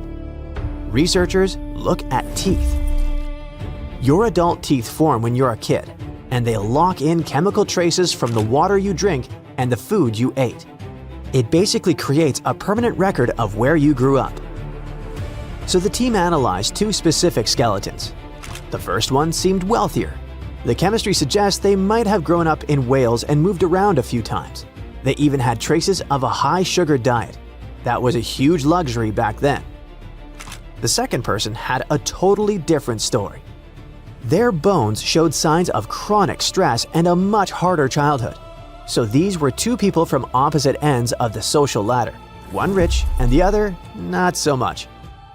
But they both ended up near each other to be discovered centuries later. Millions of people visit the Tower of London every year. They take selfies and walk the grounds, totally unaware that they might be standing on top of massive tombs. And that forces you to ask the obvious question. If a place this famous can hide ancient graveyards, what else is out there? Because the tower is definitely not the only landmark keeping secrets. In 2019, the fire at Notre Dame forced a massive rebuild. That construction forced workers to lift parts of the floor and reveal a spooky secret. Several tombs hiding 2 human-shaped lead sarcophagi, sealed like metal time capsules. And inside, there were details that shouldn't survive. Fabric, hair, and even leaves that were left on the head. This stuff points to an important person. It sounds unbelievable, but they managed to identify the person as Antoine de la Porte, a church official who passed away in 1710. The second coffin became its own mini detective story. Scientists nicknamed the man inside the Horseman because his bones showed signs of riding for years. Some new analysis suggests that he could have been Joachim du Bellay, a well-known poet from the 1500s. So, we have secret graves in London and Paris. That part almost makes sense. These are old, crowded cities where people have lived for centuries. But there's one place on Earth where history wasn't supposed to happen at all. Antarctica. Yes, almost literally the edge of the world with nothing human anywhere nearby for hundreds of miles. And still, in 1985, a Chilean scientist found human remains on an ice-free beach in Livingston Island on a spot now called Yamana Beach. A human skull in Antarctica sounds impossible, but the dates make it worse. When the remains were studied, the person appeared to be a young woman around 21, likely from the southern Chilean channels. She passed away in the early sealing area, roughly 1819 to 1825. That's basically the opening minutes of humans showing up in that region. So why would a young woman end up there? One idea is that she might have come with early sealers, maybe as a guide or part of the crew. The original researcher even suggested she could have been abandoned there for unknown reasons. Plus, the spot where they found her is known to have been visited by early 19th century sealers. The pieces fit together somewhat, but no one can really pin down the story. And it gets even stranger. The first discovery in 1985 was her skull, but later researchers came back to the same area and found more human bones. In 1988 and again in 1993, they recovered 2 femurs, basically thigh bones, near the original site. The big question is obvious. Were those bones from the same person, or did more than one person pass away here? The plan was to use DNA testing to check if the femurs matched the skull. If these 3 sites prove anything, it's that new discoveries could be anywhere. But the really exciting part is daydreaming about where we could go next. We are entering a phase where technology could make history feel like time travel. Think about what we can do with the gathered data. We can already pull DNA from a tooth to find out what someone ate or where they grew up. Maybe one day we could take that biological code and use AI to completely recreate a person. Imagine a digital human that looks just like them, with the right eye color, skin texture, and even scars. Then we combine that with the environment. Laser scanning allows us to map every inch of those buried foundations. If you feed that into a physics engine, you can rebuild the walls that fell down 500 years ago. That means in our lifetime, you might not just visit the Tower of London to see it as it is right now. You could strap on a headset and step inside the chapel as it looked in 1348, being face to face with history, just without the bad smells or the risk of catching the plague. During the early 1920s, the world was mesmerized by King Tut. A British archaeologist, Howard Carter, discovered the young pharaoh's tomb in Egypt's Valley of the Kings, 1922. But the public wasn't only interested in gold and jewelry. The press wrote about the curse of the pharaohs, but was it true? Was an ancient curse really the reason everyone entering the pyramids lost their lives? At the time, this was the only explanation for a series of unexplained passings. The man present at the opening of King Tut's burial chamber, George Herbert V, Earl of Carnarvon, lived only 5 more months after the discovery. He had also sponsored the dig. In comes Sir Arthur Conan Doyle. You probably know of him, the English writer behind Sherlock Holmes. He claimed that an evil elemental caused the explorer's demise. He must have been joking, right? Unfortunately, no. The newspapers continued to blame the pharaoh's curse after every Egyptologist left this world. These are the scientists who study the ancient cultures of Egypt. The archaeologist who opened King Tutankhamun's tomb passed away full 17 years after the discovery. The reason for it wasn't a secret: Hodgkin's disease. Yet again, journalists around the world wrote of a curse. This was getting ridiculous. But science must have had a rational explanation, right? Well, it did. And that explanation was common mold. Harmful fungi, Aspergillus, can survive for ages in sealed tombs. When humans inhale them, there's a high risk of infection in people who have a weakened immune system. Today, doctors believe this is what happened to the unfortunate explorer more than a century ago. Scientists now know that this type of fungi grows especially well on grain. And King Tut's tomb was full of offerings in the form of baskets full of raw grain and bread. Researchers discovered other varieties of fungi on ancient Egyptian mummies. These molds can easily cause some nasty consequences for humans. The danger of rotting organic material is real. Just look inside your fridge. Any food leftovers you have there start to go off after just 3 to 4 days. You can imagine what happens to food in a sealed chamber after thousands of years. Food is just one kind of organic material. There is also wood. If you expose it to water or even moisture in the air, it starts to deteriorate. You don't have to travel to Egypt to see the effects of this process. Any abandoned building in your neighborhood can serve as an example. When a piece of wood gets wet and has no way of drying out, there is going to be damage. From fungi to wood-boring insects, the list is long. Rotten wood presents a huge structural issue. Beams and floor panels are all made of timber, so you better not go inside a failing building. You can easily lose your footing. But this is just the tip of the iceberg. The building materials since the time of the pharaohs have changed, but so have the dangers. One of the best examples is asbestos. Until the 1970s, most home insulation materials contained this substance. It was in everything, from boilers to soundproofing. This microfiber provided excellent heat insulation. But then, the United States banned asbestos in 1989. The UK did the same a decade later. The reason for it is that asbestos becomes a health hazard when it gets damaged. When humans inhale asbestos fibers, they can get seriously sick. Abandoned structures are full of this material, and there is no one to maintain them. You see the danger now. Another material is also common in old buildings: lead. Ancient Romans used lead piping to channel spring water into their homes.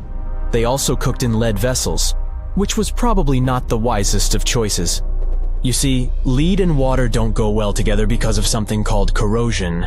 But this problem isn't ancient. US officials banned lead piping only in 1986. That means that 7% of American households still have lead service lines. And this is not the only source of poisoning. Until the mid-1960s, builders used lead paint to coat woodwork. In abandoned buildings, this lead coating snapped a long time ago. Anyone who touches doors and windows will disturb this lead dust and inhale it. The dust particles are at least visible to an unaided eye. This is not the case for carbon monoxide. This gas has no color, so you can't see it. It has no odor, so you can't smell it. No way to detect a carbon monoxide leak at all. And how does this dangerous gas usually escape? Poor maintenance. Well, abandoned buildings have zero maintenance. 1 second, you could be exploring an old factory, and the next you could feel dizzy with and have a terrible headache. These are just some of the symptoms of CO poisoning, the less severe ones. But what is the source? All it takes is for an old boiler to finally give way after years of neglect. We've reached an important question. What is the main factor in air quality inside a room? If you are thinking the level of oxygen, try again. It turns out that oxygen levels drop by only 0.3% in 8 hours inside an airtight room. This is a room in which doors and windows are sealed with tape, so the decrease is even smaller in normal conditions. Oxygen isn't the main problem. The levels of carbon dioxide rise sharply inside a sealed room. This is the direct result of human breathing. We inhale oxygen and exhale CO2. Think of it as a waste gas. Normally, it's only a tiny portion of the air we breathe, 0.04%. But in a sealed room, high levels of carbon dioxide will make you feel drowsy. And that's the last thing you need when inside a dilapidated building. Carbon dioxide will decrease your ability to think clearly.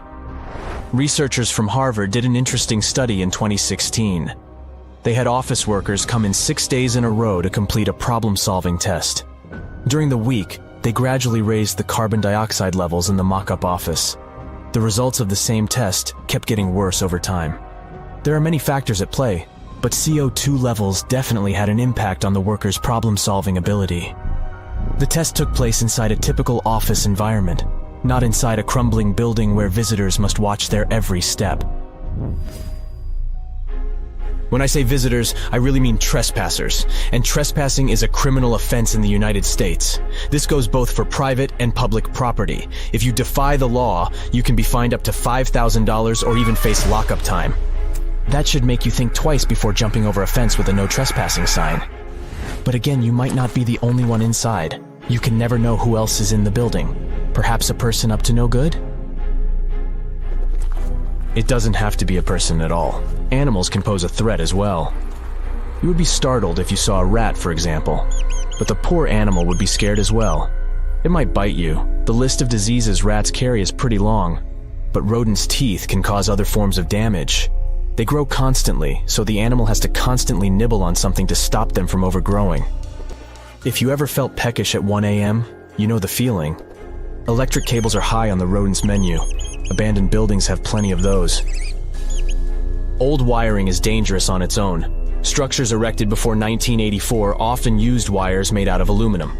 Today, copper is the standard because an aluminum wire is 55 times more likely to catch on fire than a copper one. Flipping a switch in a rundown building can cost you your life. Be on alert for telltale signs that something is wrong. Lights that flicker, sparks from sockets, and the smell of smoke. And yeah, don't count on an earth cable to protect you from electrocution. Ground cables became standard only in the 1960s. Now picture a tomb locked for 1,400 years, and then, suddenly, poof, it's opened. What could be inside? An ancient curse or exciting discoveries? Maybe the former, since a giant stone owl is guarding the entrance with the owl's beak clamping down on a human face like it's swallowing a soul. Now, it's not just a picture this situation. The discovery probably happened like this. The archaeologists were at a place called San Pablo Huitzo in southern Mexico. At one point, they stumbled upon something that resembled an entrance. Ooh, where did it lead? They just had to figure it out. By that entrance, there was a large carved owl. Soon the researchers realized that it wasn't just decoration. The beak of the bird was open, and inside, there was the painted face of a man. Most likely, it was an important leader. For the people inhabiting that region, owls were linked to demise and power. So, it was like either the owl was guarding the spirit of the person buried there, or was it holding it captive? Was it even wise to sneak into that mysterious place? Well, the scientists' thirst for answers was more powerful than any fear. So they entered and found themselves inside a tomb. It was made up of two main parts, a front room, kind of like an entrance hall, and a deeper burial room. There was a doorway between these two rooms. It was covered in carvings. At the top, there was a stone beam with special symbols on it. Those symbols worked like names based on a person's birth date. On each side of the doorway, there were carvings of a man and a woman wearing detailed headdresses. The researchers thought they could have been placed there like guards, watching over the tomb. The walls were still painted in bright colors – white, green, red, and blue. It was an astonishing view, and the paintings actually told a story, showing a funeral procession. People were carrying bags of something called copal, which is basically a tree resin. The locals, called Zapotecs, burned it like incense during ceremonies, kind of like how people today often light candles or incense during special rituals. Besides, the archaeologists found carved symbols that work like a calendar. A bit later, the researchers found out that the tomb was about 1,400 years old. It came from the Zapotec civilization, and what made it so special was how well everything inside was still preserved. It was like opening a time capsule that hadn't been touched for over 1,000 years. Interestingly, they didn't just randomly find it. Officials started looking into the site after someone reported looting. When scientists checked it out, they realized they had stumbled onto one of the most important discoveries in Mexico in the last decade. The tomb dates back to around the year 600, when the Zapotec people were thriving in the area. They were sometimes called the Cloud People, and they built a powerful civilization long before the Spanish arrived. Even today, many people in Mexico still speak Zapotec languages.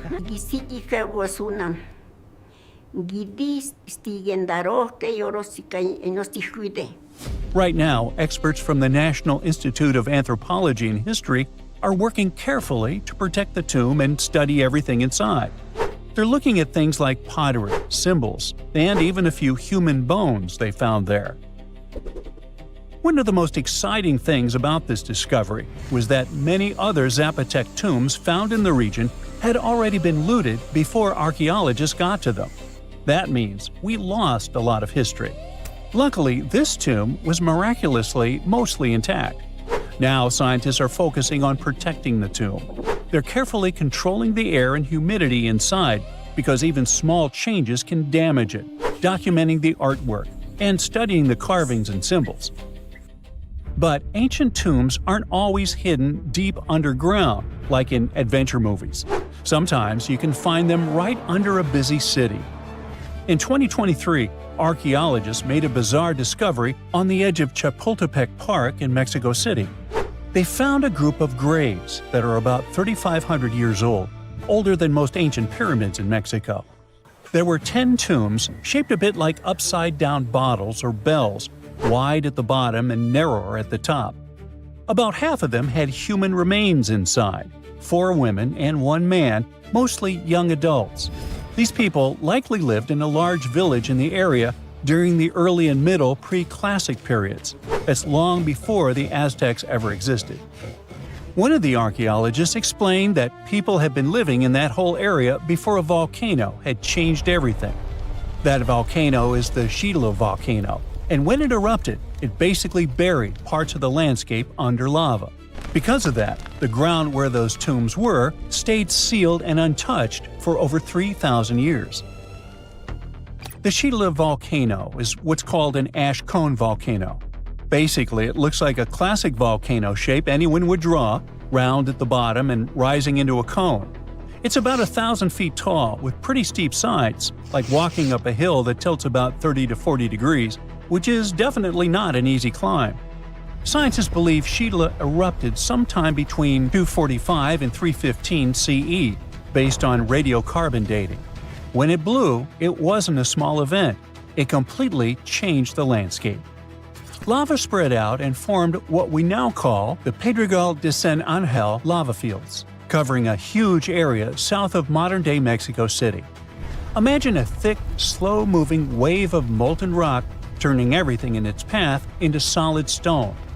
One of the biggest victims of this eruption was Cuicuilco, which was once a major and advanced city in Mesoamerica. The lava literally buried it, freezing it in time under layers of rock. After that, the people who lived there had to leave and spread out to other regions. On the bright side, this movement of people, kind of like a forced migration, helped spread their culture across central Mexico. It may even have influenced the development of nearby cities, like Teotihuacan. Sometime later, it became one of the most powerful urban centers in the region. But this story has a twist. Not all scientists agree on the timing. Some think that a series of big eruptions and the destruction of Cuicuilco might have actually started earlier, around the 1st century BCE. So, depending on which history you look at, this disaster either happened a bit later in Roman times or even earlier, back when ancient civilizations in Mexico were still developing. Either way, it was a catastrophic event that reshaped both the land and the lives of the people living there. But let's get back to the tombs. They aren't huge. Most are about 3 to 6.5 feet wide and up to 5 feet tall. Picture something about the size of a small closet or a big storage bin you could crouch inside. Archaeologists call them bell tombs because of that rounded bottle-like shape. This style isn't unique to just one place. We've found similar tombs across different parts of Mexico. It means people must have shared their ideas, like trends spreading between regions today. Another curious thing is that this wasn't a one-time burial site. The team found later burials too, which means people kept coming back to that spot for generations. It was a place that remained important to a community for hundreds of years. Inside the tombs, archaeologists found offerings buried with those who had passed away. There were tools made from deer antlers, a cup, and small female figurines. They were probably personal items or symbolic gifts, similar to how people today might leave flowers or meaningful objects at a grave. All those items have been moved to the National Museum of History for careful study. Experts use them to figure out more about how those people lived. Luckily, this isn't the only discovery in the area. Construction work around Chapultepec Park has been turning up all kinds of history lately. In fact, not long before this, archaeologists even found a 16th century cemetery from less than 100 years after the fall of the Aztec Empire after the Spanish conquest. Archaeologists were looking for the long-lost tomb of Cleopatra when they found something that seemed too good to be real. Roughly 43 feet underground beneath a ruined Egyptian temple, there was a perfectly straight tunnel, carved through solid sandstone. The tunnel is over 4,200 feet long, and so precise that experts called it a geometric miracle.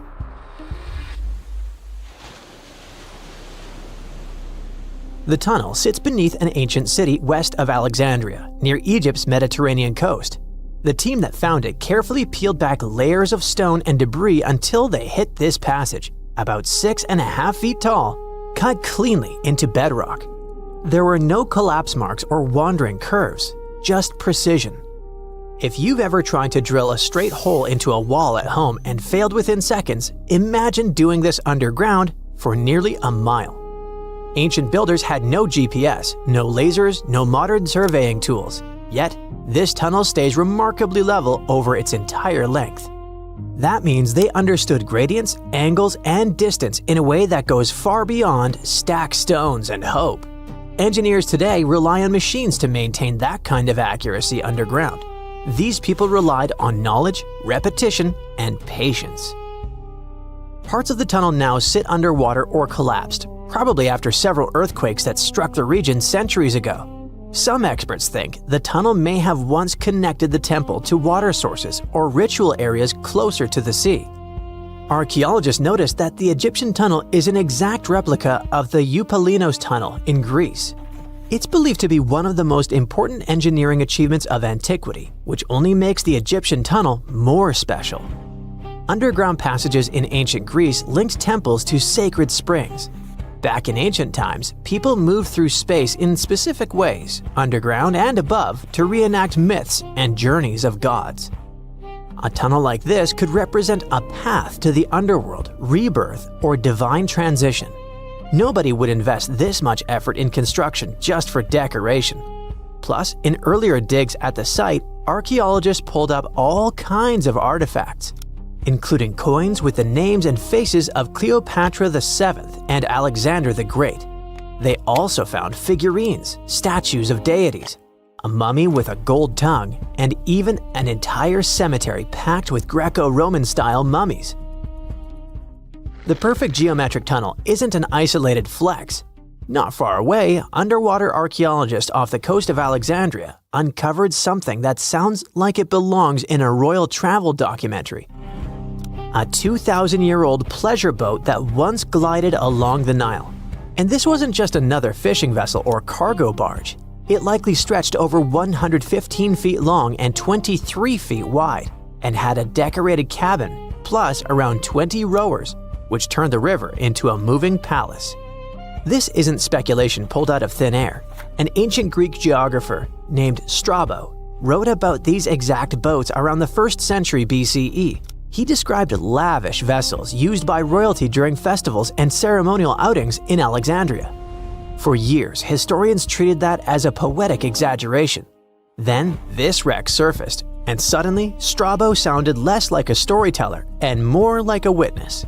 Even ancient art backs it up. The Palestrina mosaic from Italy shows richly decorated boats floating down the Nile. They match both the texts and the physical evidence almost perfectly. Inside the wreck, archaeologists found something small but incredibly human. Graffiti scratched into the wood in Greek. Just writing left behind by someone who stood on that deck 2,000 years ago. Researchers haven't fully decoded the text yet, but its existence alone matters. It tells us this wasn't just a floating symbol of power. People lived on it. It was sort of like a modern luxurious yacht, and the Nile was like a highway. All types of vessels with passengers were moving back and forth, visiting friends, carrying their goods for trade, doing business, and, of course, going on pleasure cruises. The location of the pleasure boat makes the story even better. The boat sat near the temple of Isis on Antirodos, an island that once hosted royal and religious buildings before earthquakes and rising seas erased it from the surface. That temple collapsed around 50 CE, and researchers believe the boat may have sunk during the same disaster.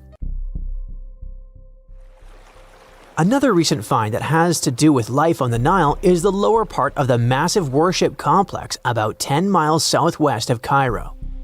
It connects directly to an upper temple dedicated to Ra, the Egyptian deity of the sun. The newly excavated part is a 4,500-year-old valley temple. The upper temple sits on higher ground, and archaeologists excavated it years ago. The valley temple is closer to the Nile, and it's connected to the upper part by a causeway. A German Egyptologist actually started excavating part of the temple back in 1901, but the groundwater sat much higher then, and he had to stop. Now, the groundwater level is lower, and a modern team has managed to excavate about half of the Valley Temple since 2024. Once they got in, archaeologists uncovered the remains of a columned entrance portico. Then they found blocks carved with a calendar of religious events, almost like an ancient public schedule. The text includes feasts for Sokar, a falcon-headed deity linked to Memphis, which was a major capital during the Old Kingdom, plus the festival of Min, a fertility deity, and even the procession of Ra. The calendar blocks all showed up around the entrance portico area, which most definitely means that the outside facade of the temple displayed this long feast calendar publicly. That's why archaeologists think this might be one of the earliest examples of a true public calendar ever found. A literal event list for an entire community, built into the architecture. On top of that, the team found dozens of decorated blocks covered in inscriptions that named a pharaoh who ruled around 2420 to 2389 BCE and had the temple built. This temple shows how people moved through ancient Egypt. Because the upper temple handled the main worship, but the valley temple made the whole place accessible. It acted like the landing area for boats coming in, either directly from the Nile or more likely from one of its side channels. So instead of hiking across desert terrain, visitors could arrive by water, step onto the temple's landing stage, enter through the Valley Temple, then head up the causeway ramp toward the upper temple on the hill. After about a century of use, researchers found that the Valley Temple had been repurposed into a residential area. And the best part is, what they found from that era: 2 wooden pieces used for playing Senet, an ancient board game. Senet shows up at other Egyptian sites too, including King Tutankhamun's tomb, but nobody fully agrees on the rules today. Some discoveries in Egypt create new mysteries instead of solving the old ones. Earlier in 2025, archaeologists announced the discovery of the first pharaoh's burial found in or near the Valley of Kings since King Tut's tomb in 1922. The newly found tomb of Thutmose II flooded almost immediately after burial. Ancient officials rushed in, removed the mummy and most of the grave goods, and hid them somewhere else. The weirdest part is that an alabaster ointment jar inside the tomb links the burial directly to Hatshepsut, Thutmose II's wife and half-sister. The inscription basically says she made this monument for him, which proves she arranged his burial. But it still doesn't explain why she placed him here and later chose the Valley of the Kings for herself. Now, archaeologists are studying a huge mound of rubble near the tomb, about 75 feet tall, and suspect it was built to hide something important. If a second tomb sits underneath, it could be complete and undisturbed. So, the deeper the archaeologists dig, the more ancient Egypt stops feeling like a gone civilization and starts feeling like a paused one. Looks like it didn't just survive time, it outsmarted it. And we're only just beginning to catch up. Once upon a time, I searched through the jungle, following a map poorly drawn on a piece of cloth. After days of walking, I reached an ancient Mayan temple. As soon as I stepped in, a strange noise echoed.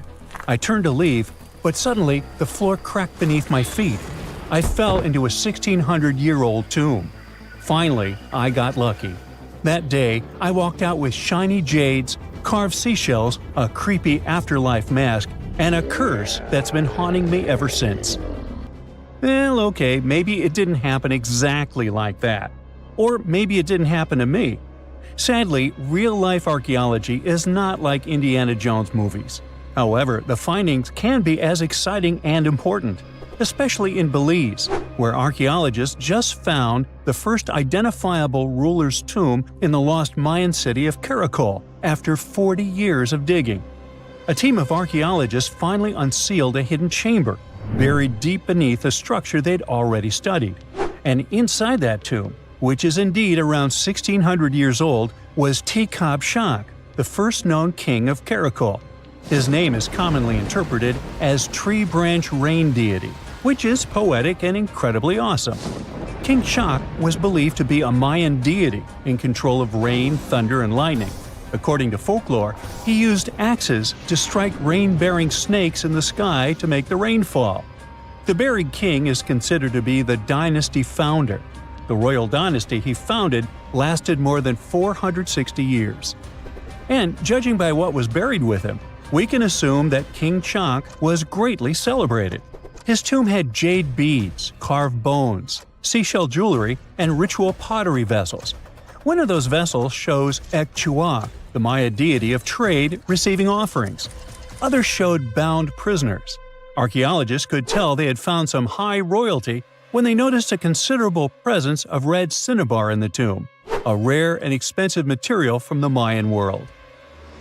Then there's a jade mosaic mask, pieced together like a puzzle to cover the king's face in brilliant green. Jade wasn't used just because it was shiny. It was sacred and symbolically associated with life and demise.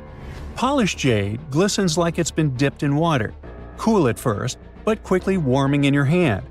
To the ancient Maya, this lifelike quality made jade a living, breathing substance. And for this reason, it possessed high religious and spiritual importance. The Maya associated it with the breath of life, with royalty, and with eternity. Covering someone's face in jade showed just how high-ranking that person was.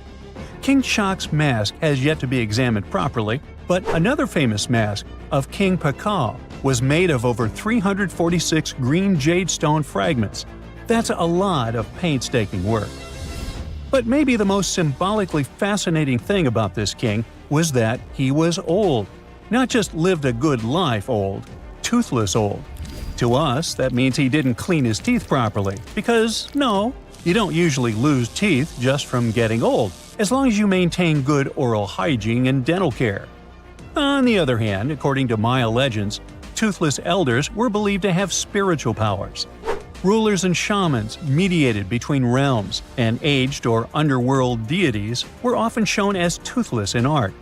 Now, speaking of realms, Mayan cosmology divided the universe into 3 layers. The upper world was where the deities lived. The middle world was where humans lived. It was carried on the back of a giant turtle or caiman, and surrounded by a primordial sea. Beneath it was the underworld, known as Xibalba, a dark and complex realm of spirits and ancestors. And certain people, especially rulers, shamans, and elders, were believed to move between these worlds.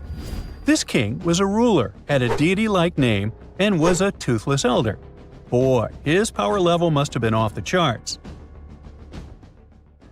But that's not all. Here's the eerie part. The tomb was buried beneath another tomb, which was discovered all the way back in 1993. Archaeologists were investigating a different burial when they realized there was another chamber hidden beneath it, an interesting hiding place. Remarkably, it worked. For more than 1,600 years, no one found him. This makes Tikab Shak's tomb the first ever discovered at Caracol that can be definitely linked to a known ruler, thanks to hieroglyphs, burial context, and artifacts. Now, if you're not a geography or history buff, you've probably never heard of Caracol. Today, it's a remote ruin deep in the jungles of western Belize. But around 16 centuries ago, Caracol was one of the largest and most powerful cities in the entire Maya world. At its peak, it covered over 77 square miles, which, for reference, is larger than modern-day Belize City. Its population was around 100,000 people. That's more than most cities in Europe had at that time. And it wasn't just big, it was advanced. Caracol had pyramids, ball courts, palaces, reservoirs, and a very complex road system. Stuff like limestone superhighways, stretching miles through the jungle. Past excavations also turned up arrowheads, drills, spindle whorls, figurines, and everyday tools.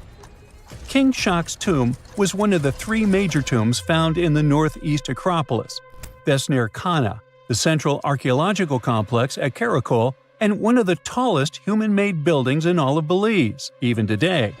It reaches an imposing 141 feet high and contains multiple levels of elite residences and temples.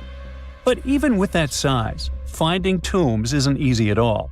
Most have already been looted. We don't know what else can be hidden there, and in some places, it's too risky to dig up without causing damage. That's why it took researchers decades to finally find something untouched.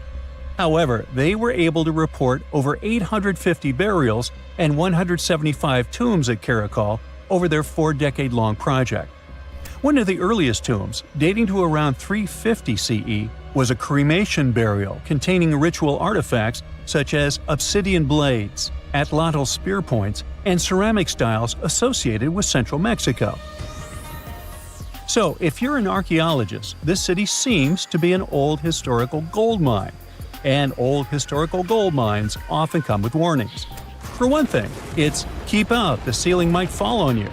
Besides, even though scientists are excited about this discovery, if the king can really walk between realms, he's probably annoyed by all this. So, what happens now that the king's eternal rest has been disturbed?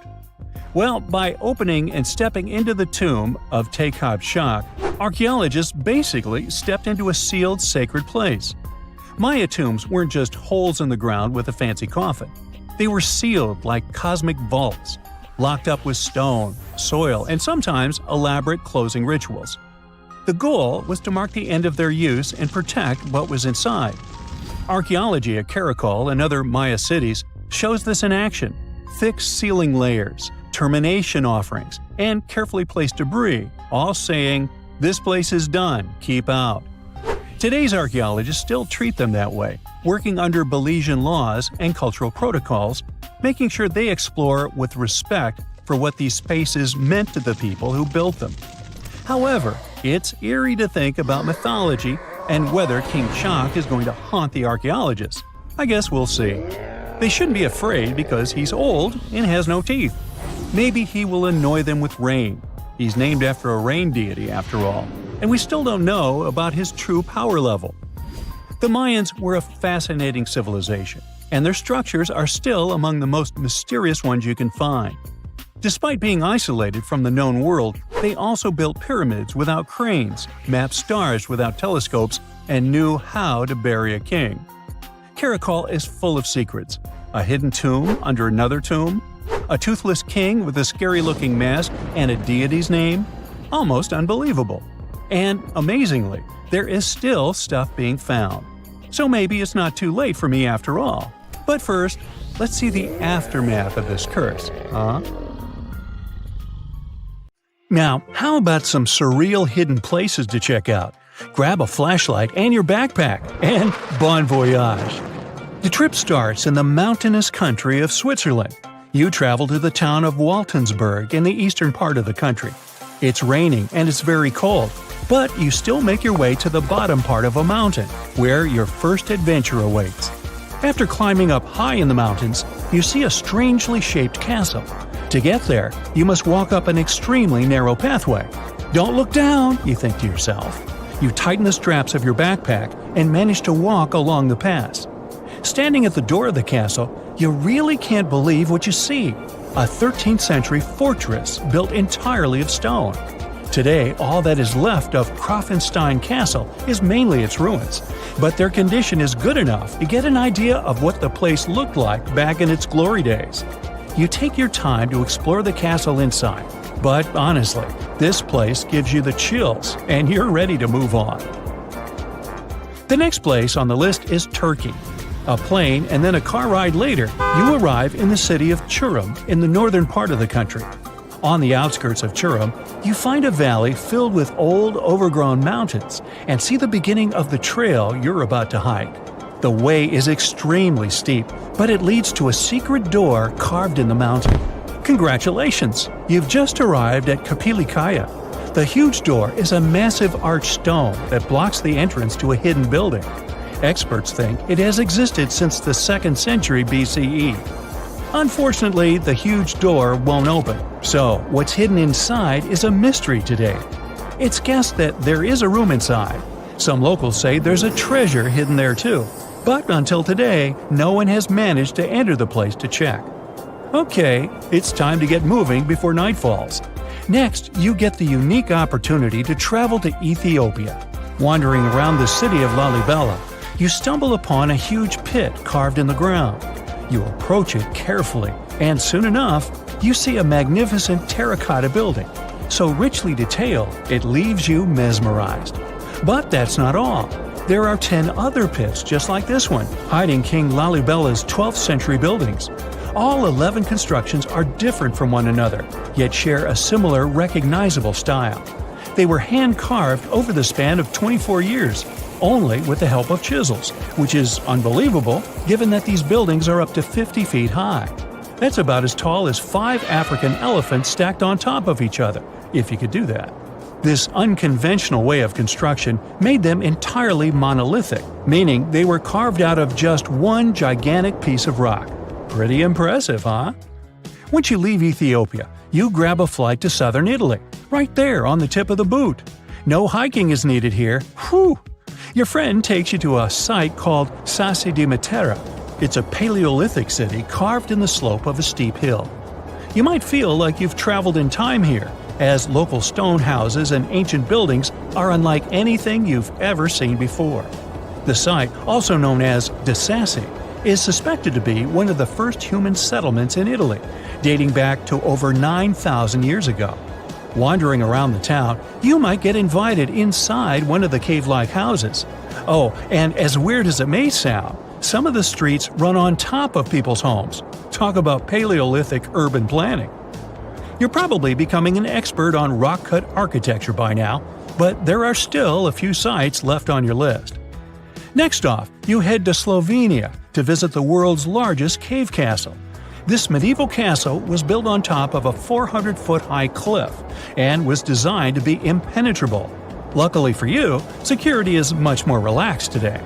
Still, if you're looking for a more challenging and less touristy way inside, you can get into the castle through one of its many underground tunnels. They were built over 800 years ago for the owner of the castle. He needed secret passageways to sneak supplies. Today, Prajama Castle is both enchanting and mysterious. I'd say it depends on whether it's a warm sunny day or a cold stormy night. After this medieval experience, you head on to visit Petra, a magnificent Jordanian monument found in the middle of the desert. To get around here, you'll need a large supply of water and sunscreen because it's going to get hot. But this site is worth it. The city of Petra is a marvel of the ancient world. Back in the 4th century BCE, this region was a trading hub at the crossroads of commercial routes. Petra was a wealthy city, home to the Nabateans, an Arab Bedouin tribe that thrived in the region for many years. The rock-carved gate-like structure Petra is famous for is called the Pharaoh's Treasure. It stands at the main entrance to the site and is said to have a treasure hidden inside. You might feel tempted to check it out for yourself, but that's an adventure for another trip. For now, you hop on another plane ride, this time to the Americas. First, you visit the USA, more specifically, the mountainous state of Colorado. You make your way to Mesa Verde National Park. There, in between the greenery and abundant vegetation, you'll find over 600 dwellings built in the cave beneath the cliff, carved deep into the mountainside. This ancient village is now considered a heritage site. The local Puebloan tribe built it back in the 1190s. One of its main buildings is called the Cliff Palace. It's a multi-story construction built from sandstone and mud mortar. The palace alone housed over 150 rooms. If you're feeling sporty, you might want to visit the balcony house. To get there, you'll have to climb a 32-foot ladder. You'll get to see a mid-sized village of 38 rooms, including 2 kivas. Those are traditional chambers that were built by the Puebloans for ceremonial purposes. Still in the U.S., you make your way to the hills of South Dakota. You're there to visit one of the world's most impressive human-made sculptures on Mount Rushmore. What's so mysterious about this place, you might ask? Well, during Mount Rushmore's construction, a 70-foot-long secret tunnel was built behind the head of Abraham Lincoln. The tunnel was supposed to hold all the documents and artifacts important to the United States history. After the designers thought it through, they decided it was better to hide them in a safe box in the floor of the tunnel. The box holds the history of how Mount Rushmore came to be carved, as well as a brief history of the U.S. and the 4 presidents depicted on the mountain. Amazing, right? Now, you're headed down to Machu Picchu, a South American site hidden between the Peruvian mountains. Machu Picchu itself is already a mystery. Researchers still don't know why or even how the ancient Incan civilization managed to engineer the stone-built citadel all the way back in 1450 CE. To get there, you must endure a 3-day hike, reaching the impressive altitude of 8,000 feet above sea level. Or you can get a train, but that's no fun, right? You're here to check on a relatively new discovery. Back in 2010, French engineer David Crespi was taking measurements of the Inca ruins when he noticed a door he had never seen before. It was sealed off by stones. He went back to the site a few months later with an electromagnetic scanner. The scanner, which could detect objects behind walls, showed there were copious quantities of metals behind that sealed door. The researcher contacted the Peruvian authorities requesting to remove the rocks, but they didn't authorize it. As of today, the door is still locked. Whew, this trip was long, wasn't it? Make sure to get some rest, Indiana Jones. A comfortable abode with a gorgeous view of the Mediterranean Sea will serve as a perfect rain shelter. Well, this is what a real estate advertisement might have looked like for Neanderthals 100,000 years ago. Welcome to the weird and wonderful caves you could live in, or not. Of course, back then, neither real estate and advertising had been invented yet. Never mind the fact that Neanderthals couldn't build houses and often lived in caves. Yet, one of those caves looks an awful lot like a residential building. It's situated inside a high limestone cape called the Rock of Gibraltar. If the Neanderthals had had an economy, the caves inside this rock would have cost a bundle. Navigators discovered it in 1907. They just spotted a big hole inside the fortified rock. For many years, scientists have studied this place and found some traces of Neanderthals. They discovered ancient tools in the cave and bones of old animals. But the coolest thing was, they found 4 caves inside the rock. It was like a residential complex. Neanderthals lived alongside neighbors and helped each other hunt and fish. They created feather decorations and painted abstract drawings on the walls. Imagine our ancient predecessors hanging out in these caves 100,000 years ago. And now, scientists hang out there and study the primeval past of Neanderthals in detail. At the end of 2021, archaeologists uncovered a gap inside one of the caves leading to an unknown tunnel. They crawled through this hole and opened a new space under the cave roof. This place has been closed off from the outside world for over 40,000 years. And it seems it was one of the most prestigious apartments in the entire mountain complex. It has high ceilings with ancient stalactites. The ruined stone curtains divided the apartment into several rooms. Scientists also found the remains of ancient animals and scratches on the walls. It seems that Neanderthals had never lived here, but they used to visit this place. Archaeologists found the shell of a sea snail called dog whelk. One of the Neanderthals brought it here for some reason, but the primary owners of this place were hyenas. These caves show that Neanderthals were closer to humans than to monkeys. They had a way of life and even some customs. There's still a lot of work ahead, and scientists hope to find new rooms inside this rock. Meanwhile, in 2003, archaeologists discovered another early dwelling on the Isle of Flores in Indonesia. Among the green jungle, they found a cave with ancient tools. At first, everyone thought the human ancestors lived here, but then scientists discovered an unusual skeleton of an adult. A thorough analysis showed the skeleton belonged to a 30-year-old woman, 3.5 feet tall, just above the waist of an average adult. The woman's weight was equal to the weight of an adult shepherd. The skeleton didn't belong to Neanderthals or Australopithecines. It was a new unknown species, which scientists called Homo floresiensis, or simply the Hobbit. Also, there were remains of unusual ancient animals in the cave. It was an elephant the size of a cow, some large storks, and giant rats. Archaeologists have found out that hobbits were not the owners of this place. The main inhabitants were the rats the size of a cat. Maybe they were fighting the hobbits. Some analysis shows that Homo floresiensis wasn't our direct ancestor. They were in a separate branch of evolution. The hobbit skeleton looks more like that of a monkey than of modern humans. In 2009, in the dense jungle of Vietnam, archaeologists discovered Son Don, the largest cave in the world. If you go inside the cave and shout, you'll hear your echo a long time. In some places, the height of this cave reaches half the height of the Empire State Building, and the total area is larger than one central block of New York. Son Don is one of the 3 caves in the Vietnamese jungle. Many intricate mazes connect these caves. Inside, you can find unique plants and trees that live separately from the outside world. It's a real underground jungle. In some places, you can find collapsed ceilings that let the sunlight in. Besides unusual trees and plants, ancient stalactites hang there. Some limestone deposits are more than 450 million years old. They were here even before dinosaurs appeared. There are also many rivers in the cave. Rainwater coming down from holes in the ceiling has formed them. Fast streams resemble slides in a water park. They lead to unknown underground labyrinths. Scientists have studied only a small part of all these caves. The next unusual cave is in New Zealand. Hundreds of thousands of fireflies live inside. Each of them glows with a blue light. Together, they light up the cave. It may seem to you that you're on another planet, but you can't stay there for a long time. Special air measuring devices are everywhere.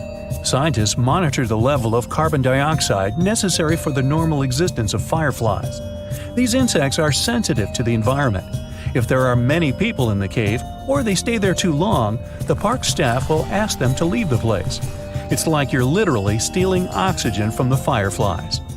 We've seen some pretty amazing caves so far, but how about a scary one? We're going to the desert of Yemen's Al Mara province. What we're looking for is not a cave, it's just a black hole in the ground, right in the middle of the desert. It's big, the size of a basketball court. It's not its size that could scare you, but what's inside. Scientists are still not sure what it is. From the depths of this black abyss, a disgusting smell of rotten eggs constantly comes out, and sometimes you can hear some strange, frightening sounds. The blackness of the giant hole in Yemen absorbs all the sun's rays, so you won't see what's there even with a powerful flashlight. People flew over this place by helicopter. They filmed using drones and the most powerful lenses, but they didn't catch anything except darkness. It looks like a big ink spot in the middle of golden sand. The locals are afraid to approach this place. They believe the cave leads to another dimension where evil creatures live. At the moment, the giant hole in Yemen is one of the most poorly studied and mysterious phenomenon of nature. How did it appear? How old is it? Where does it lead? Scientists are trying to find the answers to these questions. There are theories that the hole appeared because of construction work. Geologists drilled the soil nearby in search of minerals. It could have caused fluctuations in the Earth's crust and collapsed the surface. But no one can prove this theory, yet. And now, imagine a place where sunlight has not penetrated for more than 5 million years. There's little oxygen, and it's cold and damp. Still, life is born in this place, not only microbes and bacteria, but also something bigger. The living conditions in this cave are very different from the usual ones, so, in a sense, this cave is like another planet. It's the Movil Cave in the southeast of Romania, near the Black Sea. The entrance is a small hole in the ground. Inside, a tunnel leads deep below the surface. The levels of hydrogen sulfide and carbon dioxide are above normal inside the cave. The air here is half as much oxygen as on the surface. People can't be here without an oxygen mask, but other creatures living here can. The cave is home to 48 species of living organisms. 33 of them are unknown. Here you can meet some unusual insects, white snails and white spiders, millipedes with huge whiskers, transparent shrimp, and unique species of leeches. They all live here thanks to the little bacteria autotrophs. They absorb carbon dioxide and release food particles. Bacteria feed on it. Other larger organisms feed on these bacteria, and some bigger organisms eat those little ones. In the end, everyone gets food. In this cave, evolution has created a biological system separate from the rest of the world. Hey, I bet you didn't know that trees used to grow in the middle of Egypt's barren, sun-roasted Sinai desert. It's true. If you can't picture it, I don't blame you.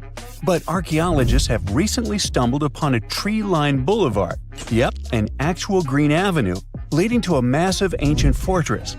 No, this isn't some mirage or an overactive imagination, although I do have one. But it's turning our ideas of ancient Egyptian desert life upside down. Let's rewind a bit. The site in question is called Tel Abu Saifi, located in the northern part of the Sinai Peninsula. For a long time, it was known as a dusty archaeological footnote, the home of ruins from the Ptolemaic and Roman periods. You know, the era after Alexander the Great swaggered through Egypt and the Roman Empire called dibs. But recently, Egypt's Ministry of Tourism and Antiquities decided to give it a fresh dig. And what they found out turned to be more than just a forgotten outpost. We're talking about a full-on military fortress with defensive trenches, paved roads, lime kilns, barracks for soldiers, and even room for their families. A whole bunch of living quarters right in the middle of a desert doesn't feel very homey until you remember our star, the unexpected Green Avenue. This road was over 300 feet long and 36 feet wide, as long as an American football field, paved with limestone slabs and lined with more than 500 clay planting pits.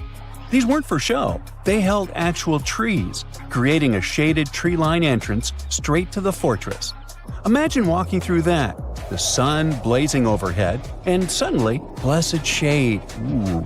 Now, that's not just a grand entrance, that's an ancient red carpet, or maybe a green one. But this wasn't about curb appeal.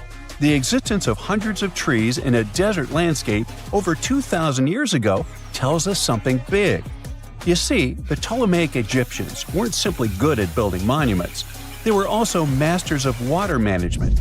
In a place where rainfall is rarer than a selfie with a pharaoh, they somehow found a way to grow rows of trees. Now, let that sink in. To irrigate that many trees in a desert, they must have had a sophisticated irrigation or water transport system, something capable of moving and distributing water efficiently in this harsh climate. Maybe they channeled groundwater, or maybe they captured seasonal rain, or maybe ancient sprinkler systems. Okay, maybe not that fancy. But still, it's clear they were ahead of their time. Here's the thing, we already know the Egyptians mastered water control. They harnessed the Nile with ditches and canals to feed distant fields. So irrigation wasn't exactly a mystery to them. They had the skills and the knowledge. And sure, scientists still debate what the Sinai climate was like 2,000 years ago. But many believe it may have once been greener. After all, take one look at those dramatic mountains and rocky landscapes, shaped and sculpted as if by brute force of ancient rivers. And it's hard not to think that water once played a bigger role out there. Plus, archaeologists have found tons of evidence showing that Ptolemaic Egyptians cultivated fruits, vines, and trees on a large scale. In other words, growing a forest in a desert might feel wild to us, but to them, it was just another Tuesday. And now, this Green Avenue is making archaeologists wonder, what if similar irrigation systems were used elsewhere, say for transporting the enormous stones used to build the pyramids? There's already a theory that ancient rivers or human-made canals helped move those stones. And the Tel Abu Saifi discovery? Well, it might just be the missing puzzle piece. This isn't just a dream. Back then, rivers were like highways, power grids, and cargo trains of the ancient world, all rolled into one. Egyptians used them for everything: irrigating crops, trading goods, powering industry, and even mobilizing for war. If you were doing something important, odds are it involved a river. But wait, it gets even better. Excavations revealed deep defensive trenches, like ancient moats, dug more than 6 feet deep around the fortress. Those weren't just muddy ditches. They were part of an elaborate defense system designed to be filled or bridged to control access. Think of it as ancient Egypt's version of a retractable security gate, minus the hydraulics. And while the trenches were keeping intruders out, life inside the fortress was bustling. Remember how we said archaeologists had found military housing units? It turns out soldiers might have lived there with their families. So this wasn't just a barracks, it was a thriving community, with meals, routines, kids playing, and probably a whole lot of ancient gossip flying around the dinner table. In addition to all the military stuff, researchers found 4 massive lime kilns used to produce quicklime, an essential ingredient for making construction mortar. These kilns are a big deal because they suggest that during the later Roman period, Tel Abu Saifi turned into an industrial hub. It was like the Home Depot of ancient Egypt, churning out materials to build and repair buildings. But here's where the plot thickens. Underneath all of this, beneath the roads, the trenches, the kilns, archaeologists found the corners of an even older structure, a mystery building. Could it be the remains of a third, much older fortress? Or an ancient cemetery or lost city? Nobody knows yet, but one thing's clear, this story isn't over. Honestly, this might be the coolest archaeological cliffhanger of the decade. So, what does this all mean? Well, for starters, it challenges everything we assumed about desert life in ancient Egypt. For the longest time, deserts were thought of as natural barriers, dry, deadly, and empty. But this find suggests that the desert might have once been green and full of life, not because the climate was dramatically different, but because the Egyptians were incredibly good at bending the environment to their will. They didn't just survive in the desert, they transformed it. It also adds fuel to the fire in the age-old debate about ancient Egyptian tech. If they could build a fortress with tree-lined roads, moats, irrigation, and industry in the middle of the Sinai, is it really such a stretch to imagine they could engineer water channels to move pyramid stones? Forget the Ancient Aliens TV show. Sure, it's entertaining, I'll give you that, but it makes us forget something crucial. Those people were brilliant. A lot of what we call modern technology is recycled ancient ingenuity. And who knows how much knowledge we've lost over time. Meanwhile, the dig continues. Scientists are now mapping the entire Tel Abu Saifi site, trying to piece together how all the structures connect. Some want to analyze soil samples to find traces of old tree roots and maybe even figure out what kinds of trees once grew there. Imagine if they were date palms. We might be looking at the world's oldest snack lane. You already know that the implications of the discoveries don't stop with history books, right? This kind of discovery has modern relevance too. Our world is going through a lot of change, with crazy weather and huge heat waves. So maybe we should be asking, what can we learn from ancient civilizations that once made the desert bloom? If nothing else, Tel Abu Saifi reminds us that the ancient Egyptians were more than just pharaohs, pyramids, and mummies. They were visionary planners, eco-architects, and straight-up problem solvers. They didn't wait for nature to hand them what they needed, they engineered it. And thanks to discoveries like this, we're getting a clearer picture of just how advanced and, frankly, how cool ancient Egyptian civilization really was. So next time someone tells you deserts are just empty wastelands, you can hit them with this fun fact. Over 2,000 years ago, in the heart of the Sinai Desert, there was a fortress with a tree-lined avenue, moats, military housing, an industrial center, and even a secret underground structure. Take that, sand dunes! Who knows what else is still buried out there, waiting to rewrite history?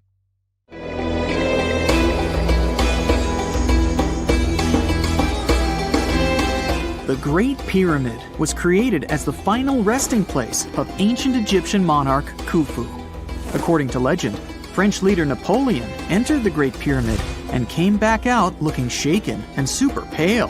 He never revealed what he saw inside, but whatever it was is said to have affected him for the rest of his life. When Napoleon entered the pyramid, he would have walked through a super tight and ascending passageway. He'd then go through another passageway, known as the Great Chamber. This corridor would have been much taller than the previous one, and would have cobbles too. He'd then reach the King's Chamber, the centerpiece of the Great Pyramid, which was lined with huge blocks of granite. But it wouldn't have looked as grand as we might imagine. There are no hieroglyphics decorating its walls, as Egyptians only began decorating the burial chambers of pyramids much later on. The pharaoh's tombs deep inside the pyramid would have also been filled with treasures, from chunks of gold to the world's most expensive jewelry. But this would have all been looted a long time ago. The only thing that probably would have been left in there would have been a huge sarcophagus, which would have once contained the king's mummy. He'd also have to walk past the queen's chamber. This room most likely didn't hold any queens though, as pyramids were usually only built for one person. There are mysterious tunnels leading from here. To this day, no one is really sure what they're there for.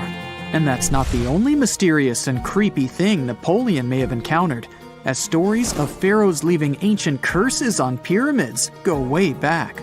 Many pyramids had warnings written on the outside, telling of horrifying things that would happen to those who entered and disturbed the peace.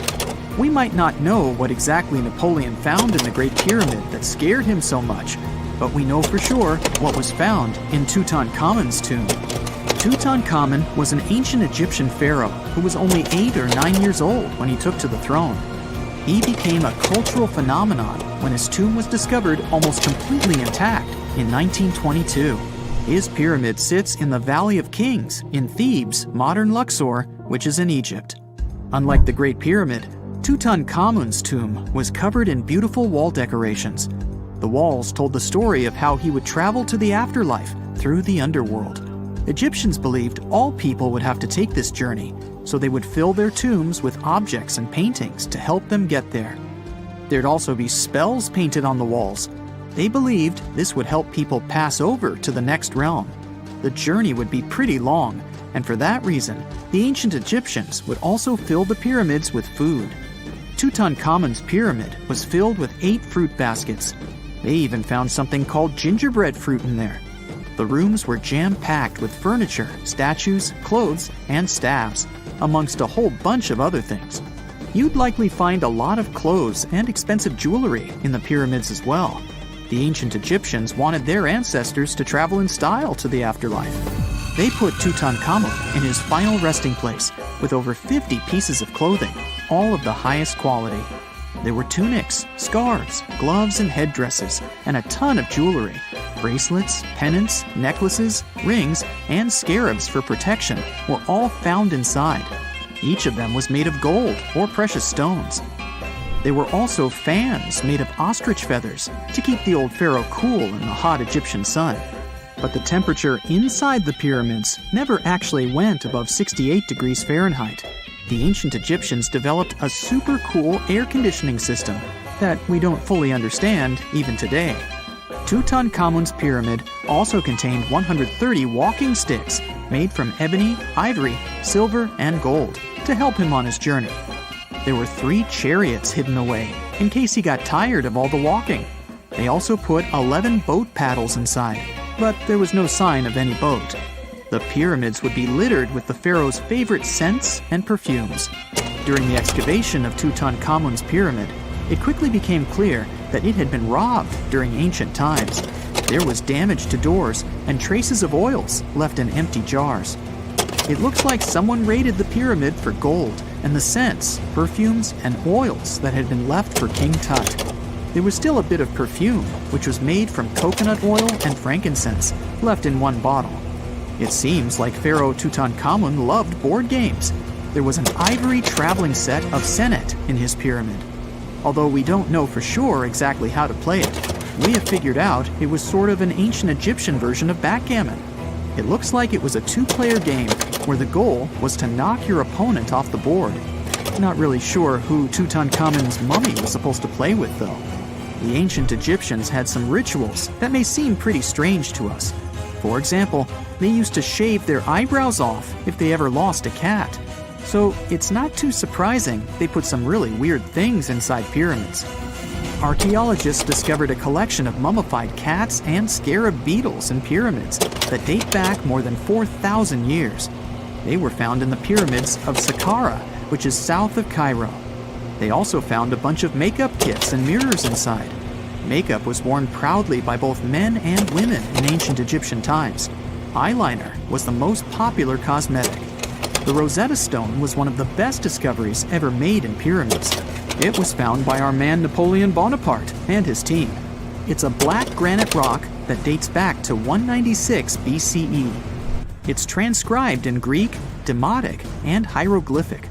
When it was translated in 1822, we got the key to understanding ancient Egyptian hieroglyphics for the very first time.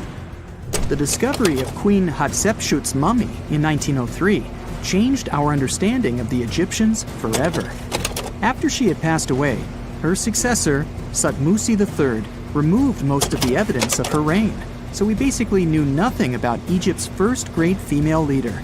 She's now gone on to become one of the few and most famous female pharaohs of Egypt. Pharaoh Khufu even had a fully fledged boat in his pyramid. Archaeologists uncovered more than 1,200 pieces of a giant boat near the Great Pyramid at Giza. They reassembled the boat, and it's a whopping 144 feet long. It's most likely a solar boat, which was designed to carry the resurrected king with the deity Ra. Fun fact, the Pyramid of Giza is the last remaining of the 7 wonders of the ancient world. The other 6 are the Hanging Gardens, the Colossus, the Temple of Artemis, the Mausoleum, the Lighthouse, and the Statue of Zeus.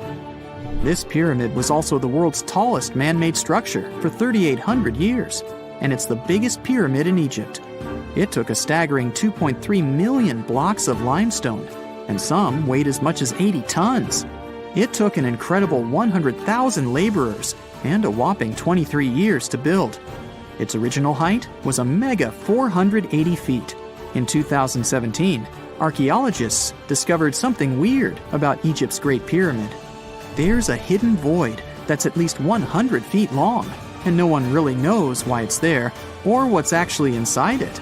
The weird void is the first inner structure discovered within the 4,500-year-old pyramid since the 1800s.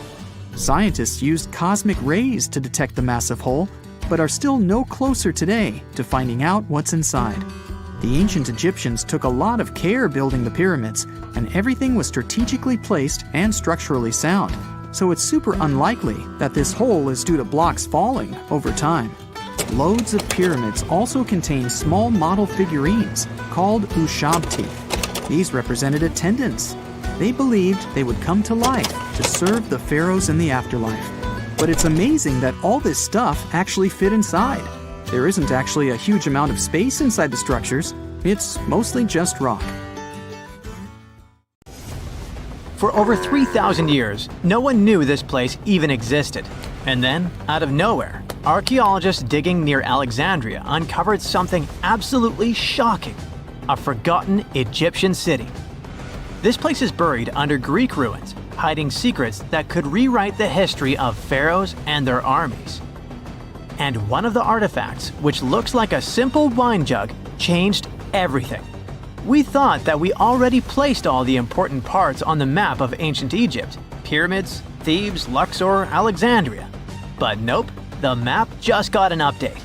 The new city was a big deal, and it's about 3,400 years old. It's just been discovered at the site called Kom el Nugus. This place is located west of Alexandria and tucked between the Mediterranean and a saltwater lake called Lake Mariut. This discovery raised a few eyebrows. Scientists thought that this place used to be empty and that it was only settled by the Greeks in about 332 BCE. But it turns out that people lived in Kom el Nugus way before that. When archaeologists were digging through Greek ruins, they started noticing something unexpected: mud brick walls. Yep, you know, the pyramid type. That's the kind Egyptians built during the New Kingdom. These mud bricks were made from mud, clay, sand, and straw. These ingredients were mixed with water and dried in the sun, not baked. Egyptians used them for thousands of years to build houses, temples, palaces, and yes, the pyramids. Of course, other civilizations did use mud brick too, but Egyptian mud brick is kinda quirky. They used straw that grew in their regions, layout styles, and mortar. That's what helped the experts realize that Egyptians used to hang out in Kom el Nugus. That alone raised eyebrows, and then they found more. An entire street layout, buried structures, and even a temple built by Ramses the Great himself. His name speaks for itself. This guy was one of the most famous pharaohs in all of Egyptian history. He ruled ancient Egypt for 60 years, fought huge battles, and just loved building tons of stuff like that temple. People loved him so much that later pharaohs literally pretended to be him or wrote his name on their buildings. That's when archaeologists realized that they weren't looking at some dusty mud bricks of a tiny village. That's an entire buried city. They immediately started digging more. Turns out the whole place wasn't random. It was built with great care. The streets had drains to stop rainwater from damaging the soft mud brick walls. There were also small tomb chapels with writings about soldiers. This suggests this place might have been the military base, and that changes a lot. In ancient Egypt, when the military showed up, there must have been a reason. So what was it? Protection? Conquest? Control of something important? In the case of this city, it was probably about wine, water, and trade on the edge of the desert. What's even crazier is that we still don't know just how big it was. The team has only uncovered part of it so far. There could be fortifications, warehouses, administrative buildings, or even more religious or royal structures waiting underground. We also don't know what this town was called in ancient times. That name is still buried, but it might be uncovered someday, maybe inside a wall, maybe on a scroll, maybe on another broken jug. One of those already turned out to be a mind-blower. A chunk of a ceramic jar, called an amphora, had a royal seal pressed into it, and that seal bore the name Meredaton. Princess Meredaton wasn't just anyone. She was the eldest daughter of Queen Nefertiti and the older sister of King Tutankhamun. Yes, that's right. Both Nefertiti and King Tut were involved here. All that was about a century before Ramses the Great built one of his temples here. Looks like the city was founded back in the days of another pharaoh, the pharaoh Akhenaten, husband of Queen Nefertiti, father of Princess Meredaton, and future king Tutankhamun. That guy, Akhenaten, was a bit of a wild card. He was the type who really gets weird about one of his interests. He tried to completely change Egypt's religion, forcing everyone to worship the sun disk called Aten instead of the usual deities. He basically told all Egypt that all their mythology was wrong, and from now on, there will be no more Osiris, no more Thoth or Set. Just raw sunlight only, people. That's known in history as the Amarna period. And he went all in, changed his name, built an entirely new capital city called Amarna in the middle of the desert, redesigned temples, rewrote hymns, and even banned traditional religious imagery.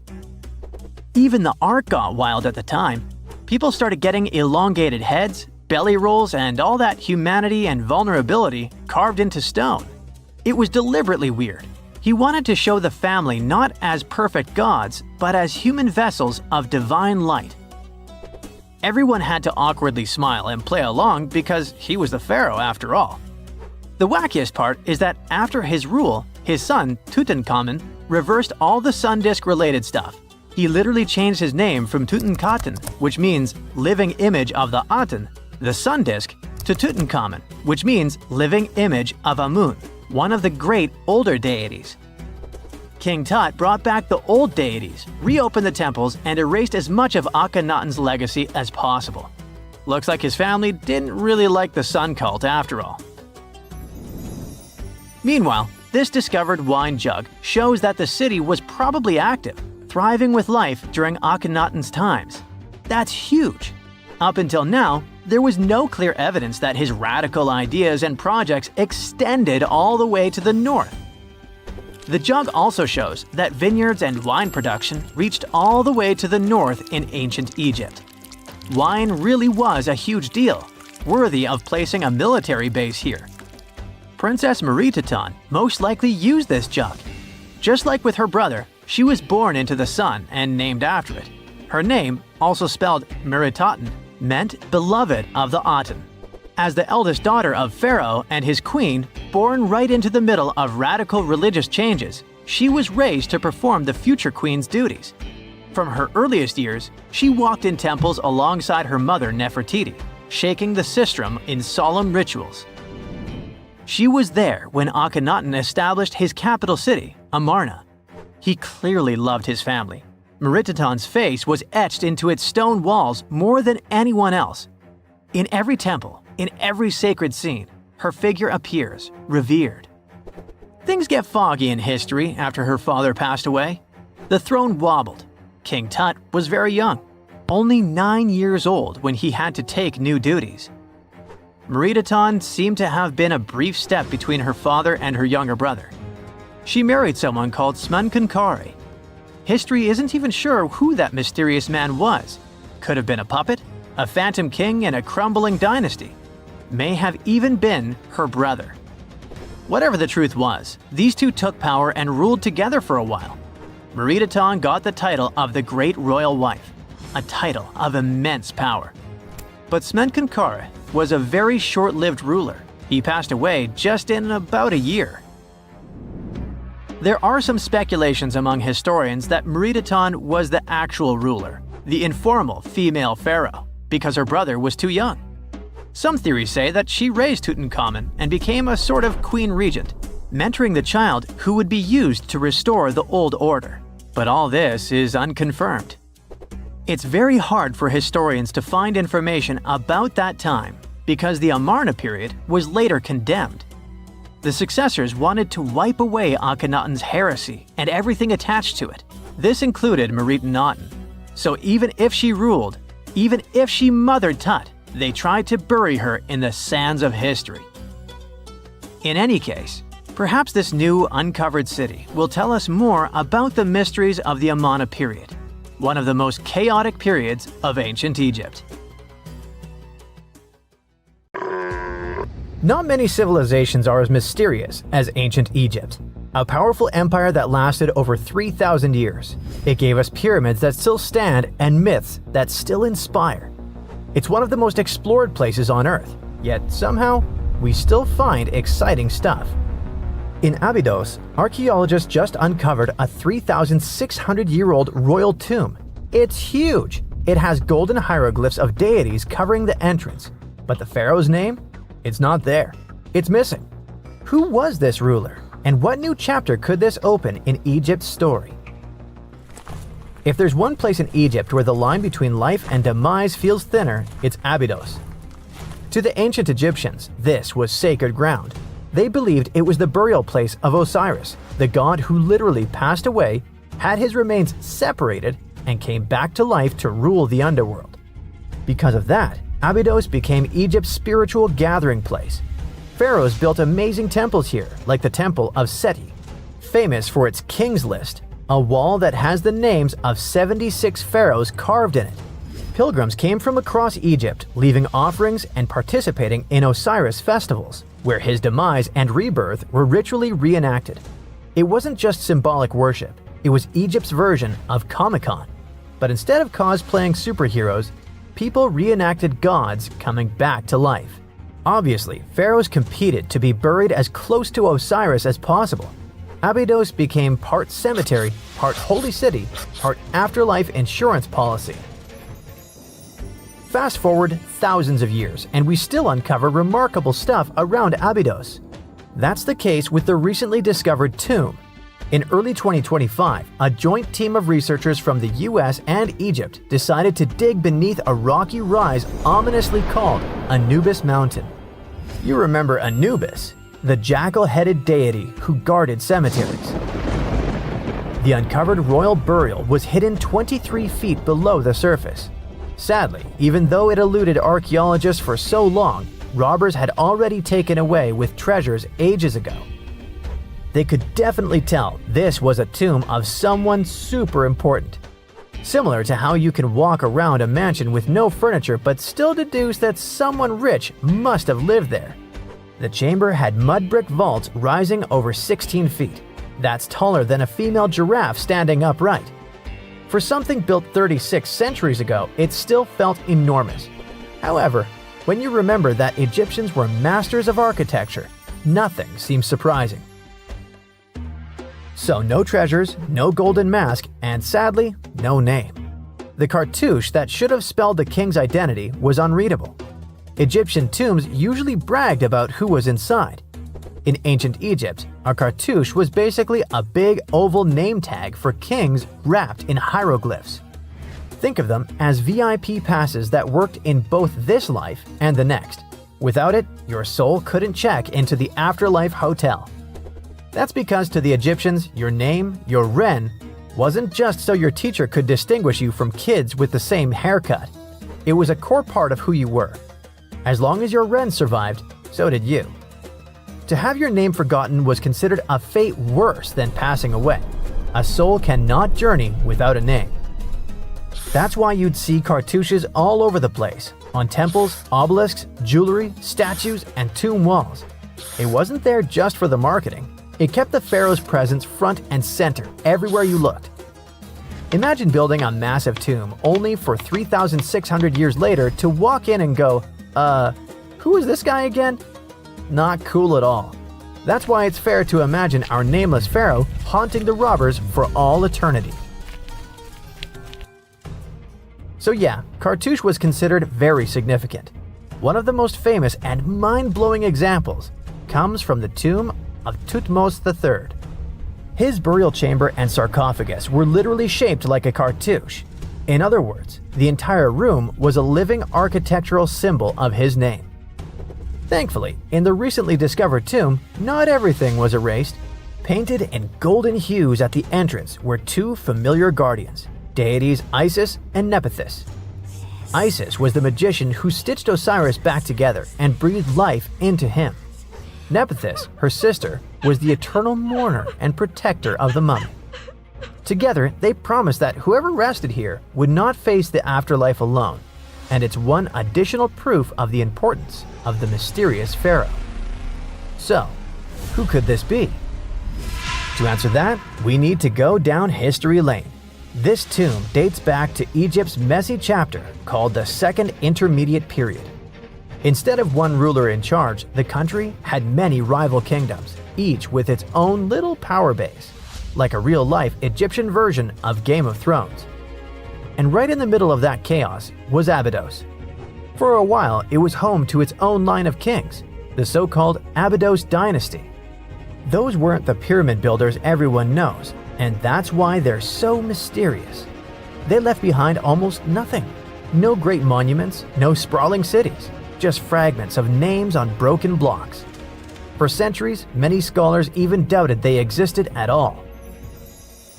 That sorta changed in 2014, when archaeologists uncovered the tomb of Senebkay, one of those shadowy kings. Now, everything we know about Senebkay points to him having quite a story to tell. His bones revealed 18 deep wounds, the kind you get in battle. He had blows to his skull, back, and hands, and likely lost his life fighting, making him one of the few pharaohs we know who sadly fell in combat. His tomb was modest, with reused artifacts from earlier kings, but it delivered one priceless thing: proof.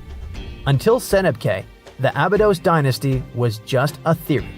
With him, it became real. And that's why the new discovery could be a big deal. The newly uncovered royal tomb at Abydos shares the same layout and style as Senebkay's. It has limestone chambers, mud brick vaults, and protective deities, although it's much bigger. Which again raises the possibility that we're looking at an even earlier, more powerful ruler of Abydos. Whoever he was, he wanted to be remembered alongside the greats. Which is ironic, because it seems that history tried erasing him. Perhaps additional findings alongside his tomb could tell us more. Yes, there's more, and it's actually pretty cool. Not far from Abydos, in the village of Banawit, archaeologists uncovered a Roman-era pottery workshop. Yeah, you heard that right, a pottery factory close to a pharaoh's burial ground. The site had huge clay kilns, storage rooms, and even broken shards called ostraca. They were basically ancient sticky notes. Except instead of shopping lists, those had receipts scratched onto them, in Greek and Demotic Egyptian. Little records of everyday transactions, the kind of thing you'd never expect to find near a lost dynasty king. Honestly, the Potters missed a chance. Forget boring receipts, they should have been selling Osiris's mugs and Anubis figurines to pilgrims and tourists. But that's not all. It seems that centuries later, during the medieval period, the same ground became a cemetery. Archaeologists found mud brick graves with skeletal remains. This could mean that Abydos kept its aura of significance for hundreds of years after the Age of Pharaohs. So why this hill again and again? Is this place really a getaway to the afterlife? It is, after all, the very place where Osiris is said to rest. That belief lingered like a shadow for thousands of years, strong enough to pull in pharaohs and later medieval families. Different rituals, same sacred ground. Although, to be fair, the Romans weren't here for Osiris. They came to make pots. The story of Abydos is not over. The excavations will continue, and who knows what else could be discovered in the future. Today, archaeologists are armed with tools that are basically X-ray glasses for the desert. Every scan could reveal a hidden chamber, or if we're lucky, finally give our nameless pharaoh his wren back to him. In fact, I became strangely invested in finding out who he was. So let's hope for some news soon. It's only a matter of time. Do you have your own theories? Let me know.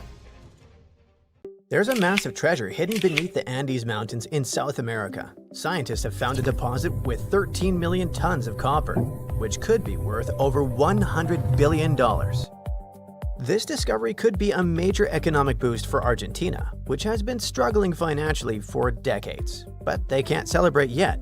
Extracting it will be a massive challenge. And even if they manage to do it, it could come at a serious cost. The first big problem is where it is.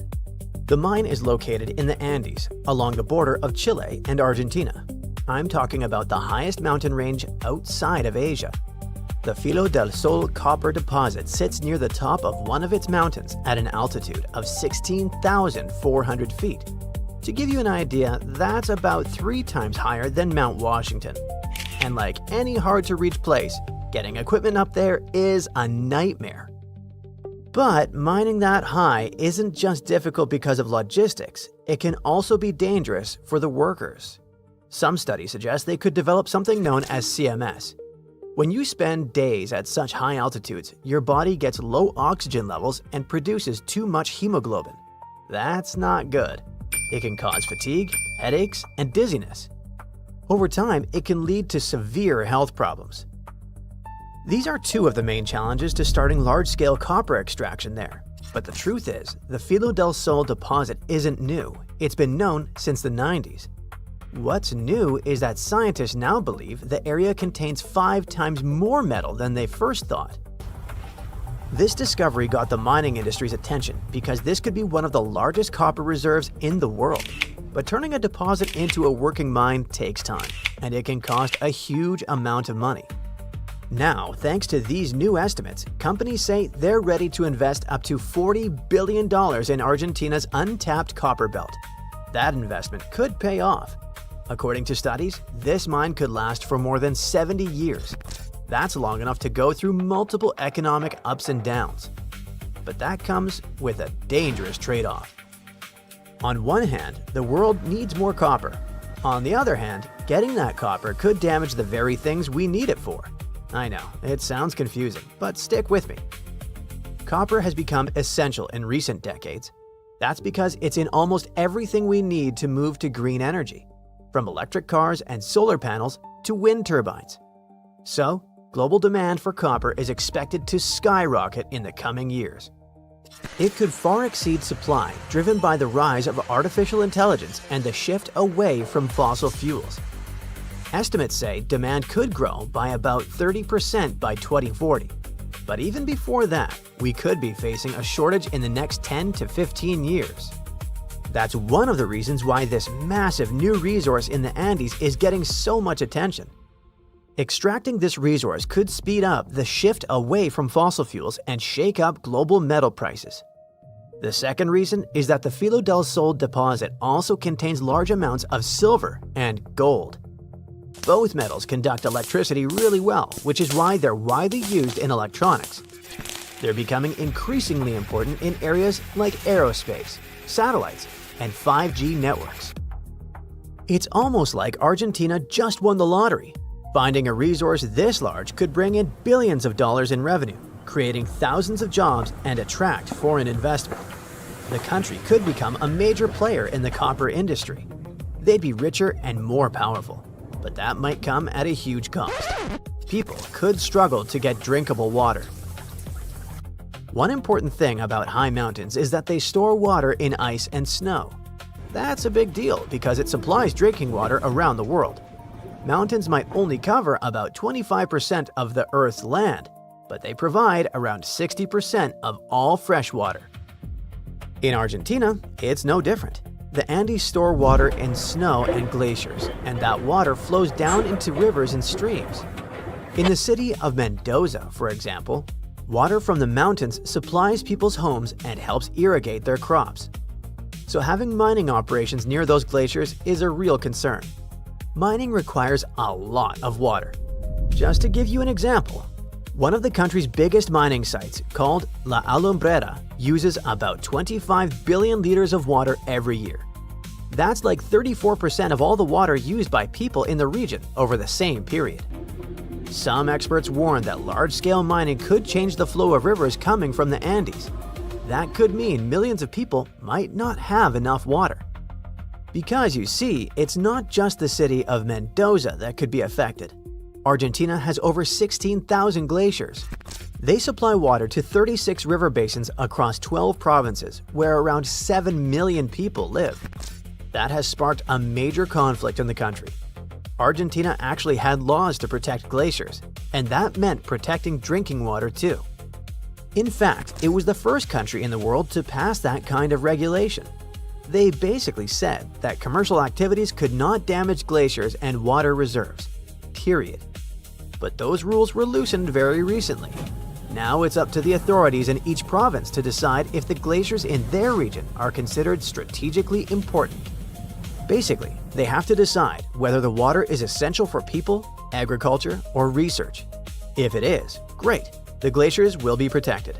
But if not, well, then those environmental protections don't really do much. Now, there are two sides to this story.